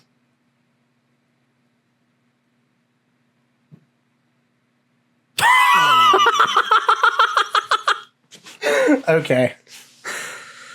All right. I'm real sad about that. So I'm on the link tree and it says ongoing supply needs. So I wanted to see what it was they were asking for. I don't think they're going to make a comeback. I don't think they're coming back from this. The running document of all of the things that they need. I click it. It opens in a new link. It tries to load something and it says, this document was destroyed by an owner. Oof. They fucking deleted their supply needs.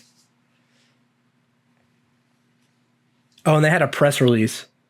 Oh. Okay, oh, there it is. It seems like more of the same.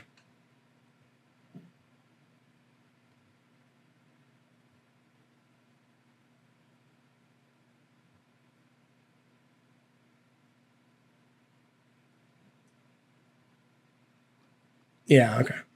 All right, we can wrap this up. Right. All right, thank you everyone for listening. It's been the Bois Inc Podcast, episode 59. I feel like I had something witty to say, but now I don't. That's like every second of my life, I think. Fucking relatable. All right, cool. Well, we'll see you guys later. Fucking like, comment, subscribe. Oh, did you know when you say like, comment, subscribe, it lights up those things? No, I didn't. I saw this in a video earlier. It was a guy being like, yo, you should subscribe. And then the subscribe button like lit up. It did like a little flash. Yeah, it was pretty cool. Yeah, do that. Subscribe. Yeah. Magic. Aha, the subscribe button should be lighting up. It probably already stopped. We're just edging it because we keep saying it. That's how you get a lot of subscribers all at once. Is you just edge it to completion. That was the witty thing that I had to say.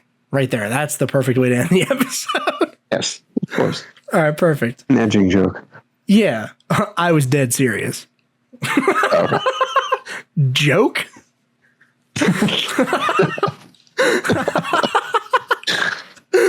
All right. Thanks everyone for watching. We will see you in the next episode.